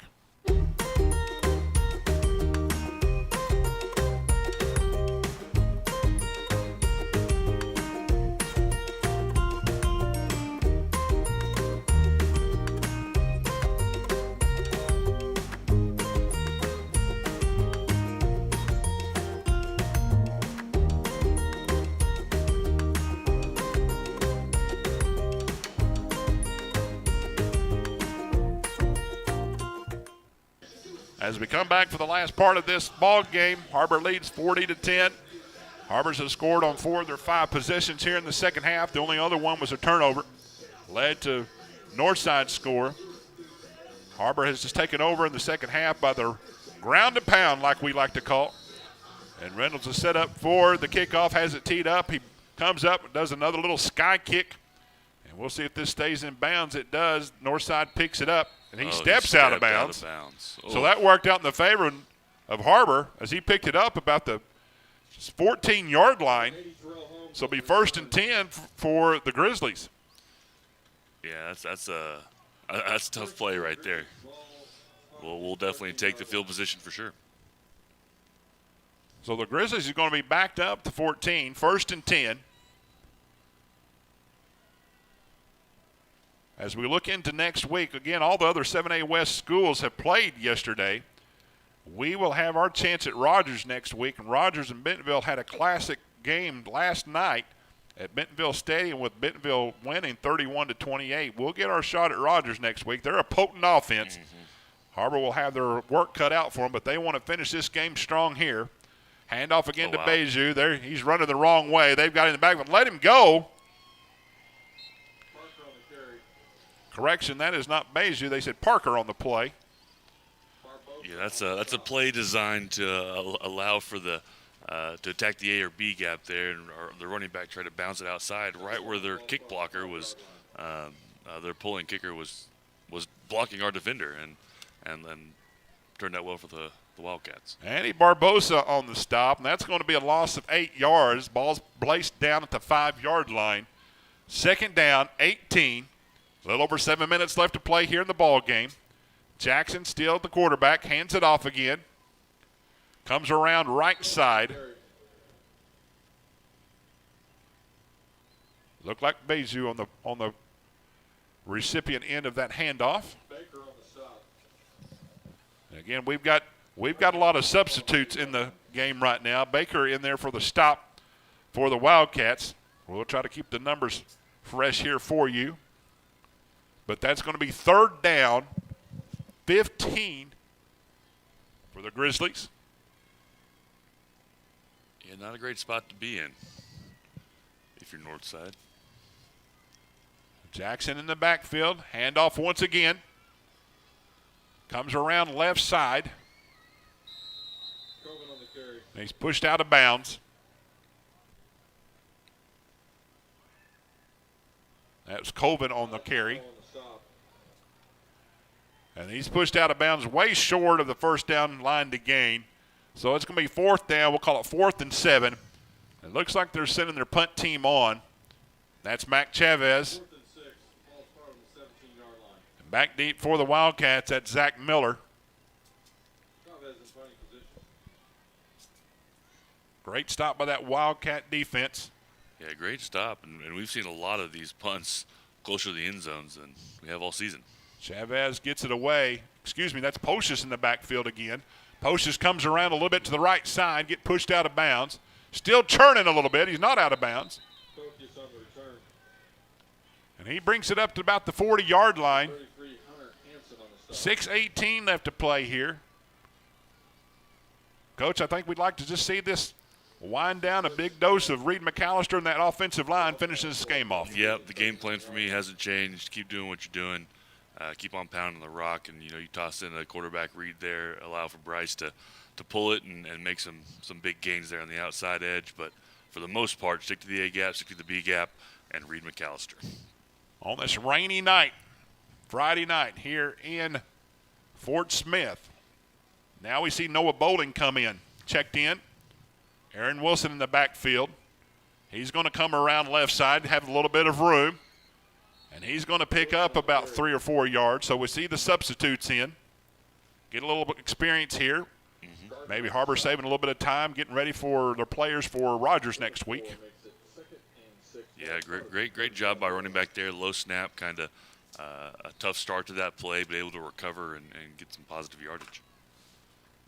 Time ticking away, 5:49. 35-yard line, check that. 2nd and 6. Again, handoff. This time, this is Javari Robinson. He's got it in another gear. He's at the 10-5, down at the 4-yard line. Javari Robinson takes it there for right around 25 yards. But it'll be 1st and goal for the Wildcats. Yeah, great run there. Just barely tracked down there at the end. Man, 4 yards short, but puts us in great position. 5:21 left to play in the ball game. Har-Ber looking to go up here on another score. Second teamers in here for the Wildcat offense. Noah Bowling, the quarterback, who's done a great job filling in for Bryce Owens. This time another run by Robinson. He's down at the 3-2, pushed back. So we'll call it the 3-yard line. 2nd down and goal for the Wildcat offense. Second goal from the 3 is where football gets fun. Maybe toss an extra lineman in there. And give your receiver a breather here. And we used to call that formation the barge. The barge. Now, Bray, you may not remember this. The Chicago Bears used to have a man by the name of William Perry. They called him the Fridge. Yeah. Oh, yeah, they line him up in the backfield and just pound over people. A dream. That's Robinson once again. Tries to get to the outside on the left side. Comes up short. Flag on the play. Yeah, they're going to get us for holding, I think. For 52, Caden down on the stop. Holding for the 62, offense. 10-yard penalty for the previous spot. Replay 2nd down. Blake Pennant gets called for the hold. He's the backup center, filling in for Mark Ballard. Ballard was hurt last week at Bentonville West. Pennant's been doing a good job tonight. 4:20 left to play here in the ball game. Clock will wind. That brings the ball out to around the 14-yard line. 2nd and goal This time Bolin comes around. He's going to be throwing. He's got a man. Options. Oh, that was Jackson Hammondtree intended for. Hammondtree's been on the recipient end of both ends, being defensive end, and now the tight end getting his name called again. Ball's incomplete. Man, it looked like we had a couple options there. It looked like a couple open there in the end zone. So third down and goal at the 13-yard line. 20 seconds left to play on the play clock. Wilson in the backfield with Bowling. Now Bowling looks over the middle. He's going to take a shot down the field, and that time it is incomplete. Pass, incomplete in the end zone, intended for Har-Ber. And that is Brantley Harper, Palms in coverage. intended receiver. So new names out there for this Wildcat offense. And I think we're going to see an intent by Bordy, Roland Reynolds. They're going to put the ball down. To attempt the field goal. Now they're moving it up. He's going to hold it down at about the 20-yard line. So this will be a 30-yard field goal. I watched him in warm-ups. He was hitting from here. So we'll see if he can make connection with this and put the score up another 3 points for the Wildcats. Snaps back, holds down, kick is up, and it went through. Nice. Good job by Bordy Roland Reynolds, 30-yard field goal. Love to see it. And we've got a 43-10 score with 3:51. Actually, the clock is now it's stopped. I was going to say they were keeping the clock moving. 3:50 left to play here in the ball game. 43-10. We'll be back right after these messages. Hey Northwest Arkansas, Lara here at Sam's Furniture. If you're looking for new furniture, we have over 170,000 square feet selection at everyday low prices and same-day delivery available. But the best part is that we love to serve our community. So when you buy at Sam's, part of your purchase goes to support one of the many amazing organizations that we have been blessed to partner with. Serving others, especially those in need, is our culture here, and we hope that you'll be a part of that too. Arkansas's largest furniture destination, get it at Sam's. So we got a 43-10 score here in the fourth quarter. And, Coach, as we think about this for a minute, first half we really didn't know how it was going to go. We saw some turnovers, some misplays, but we've seen the Har-Ber we're used to seeing here in the second half. Yeah, we are. And it just took a second to catch our rhythm, if you will. And huge factor tonight. We talked about ball security. We talked about special teams.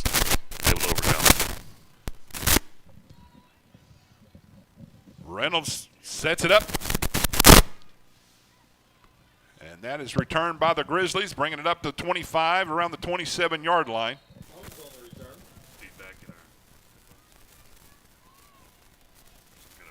It's going to be 1st and 10.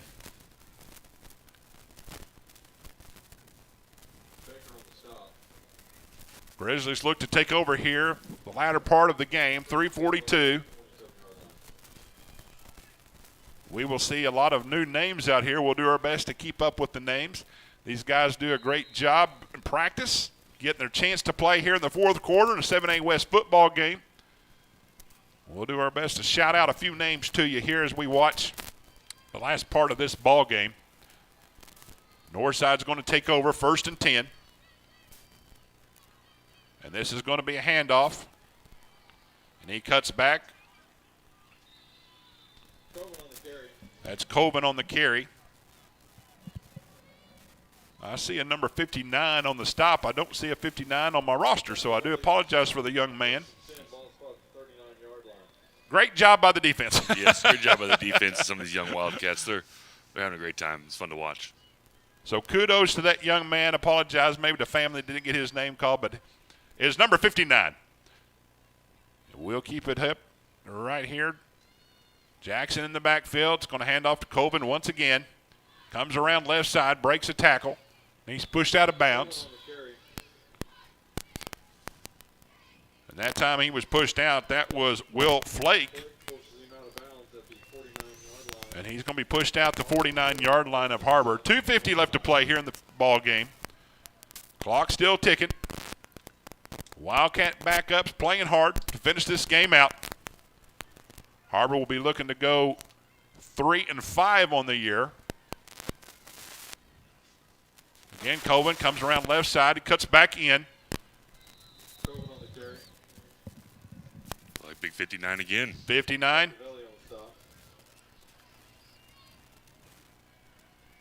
He's done so good, they're going to take him out and give him high fives. Love it.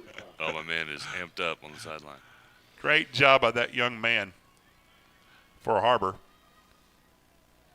He picks up about 4 yards, Coben did, so it's 2nd and 6, the latter part of this ball game. Hands off once again. He comes around right side, finds a little bit of room. Coben on the carry. Baker on the stop. That's Baker on the stop. 1st and 10 Northside. Ball spotted. Sam Baker, Springdale Har-Ber, 34 that yards. linebacker position, able to make the stop. But they do pick up a first down. 1st and 10. Ball's placed at the 34-yard line. Har-Ber's trying to get a man off the field. I don't think they did. The flag comes down. Good stop in the backfield. Coben on the carry. At the Booster Club. It's our man 59 again. 59. Now, they may have switched jerseys for this young man, and I apologize. They caught Har-Ber on a substitution foul, so it's going to be a 5-yard penalty. They'll pick up 5 yards, 1st and 5.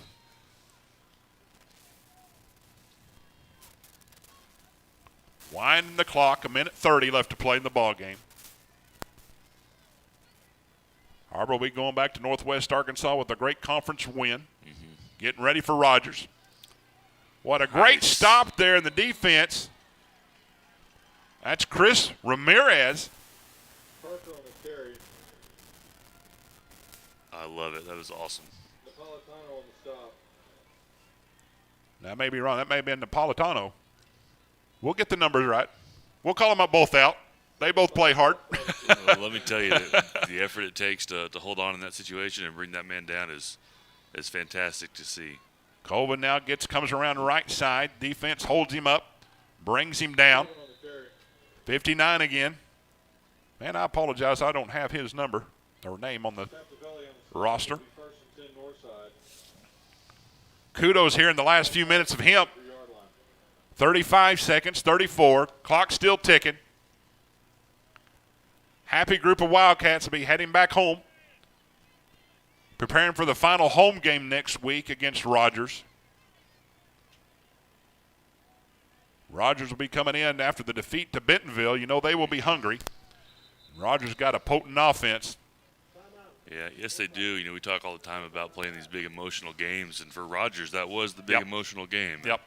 And so, you know, you got to think, how are they going to respond to that loss? Not just the loss, but just the intensity of playing Bentonville in that situation. And maybe for some that watched the ball game a little bit last night, I know Rogers had the ball driving there at the last, able to, and I know he was rushed. Quarterback was rushed there at the end, threw the ball into the end zone, falls incomplete. So it was a great ball game by both of the top teams here in the 7A West. Yeah, Rogers is, you know, very well coached. Yes. Very talented. That quarterback is one heck of a football player. This may be the final play here, and there again we see a Brock Fimple on the tackle. 6 seconds, 5 seconds. That's going to do it here at Mayo Thompson Stadium as the Har-Ber Wildcats defeat the Northside Grizzlies tonight, 43-10 in the big 7A West Conference championship. Big game here in the 7A West, and we'll be back right after these messages and conclude this game.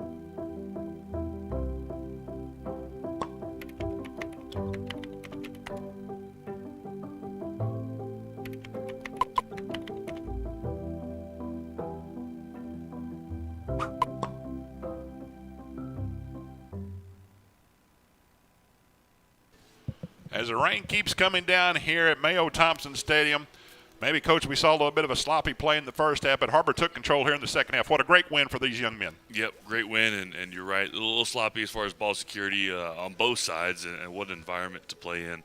But what was exciting was a lot of the special teams play tonight. Yep. You know, obviously I think that we come in to every game with an incredible game plan. Really some of the better special teams game planning that I've seen in high school football. And tonight it really paid off in some of these unique situations, really in all phases. So that's going to conclude it here tonight. Once again, Har-Ber will be going back home, and they will be facing off the Rogers Mounties next week. And it'll be kind of a reunion for these Wildcats. Titus Kramer, who was the former running back here at Har-Ber last year, will be facing his former teammates. And it's going to be something to watch next week. It'll be a high-powered offense, and we'll see if Har-Ber, how they can contain them. I'd like to see nothing more than a great upset next week at Har-Ber Wildcat Stadium. We want to thank everyone once again for coming out tonight. We want to thank these kids once again that did a great job putting us on the air, braving the elements. Also, a special thank out to Dr. Jerry Cleveland, Superintendent of Schools, Dr. Paul Grief, the Principal of Har-Ber, Keith Fimple, Director of Athletics for the district. Sponsors of this program, once again, the final score 43-10, Har-Ber over Northside. Everyone have a safe trip home if you're traveling. We will see you next week at Har-Ber Wildcat Stadium for their final game of the year as Har-Ber takes on the Rogers Mounties.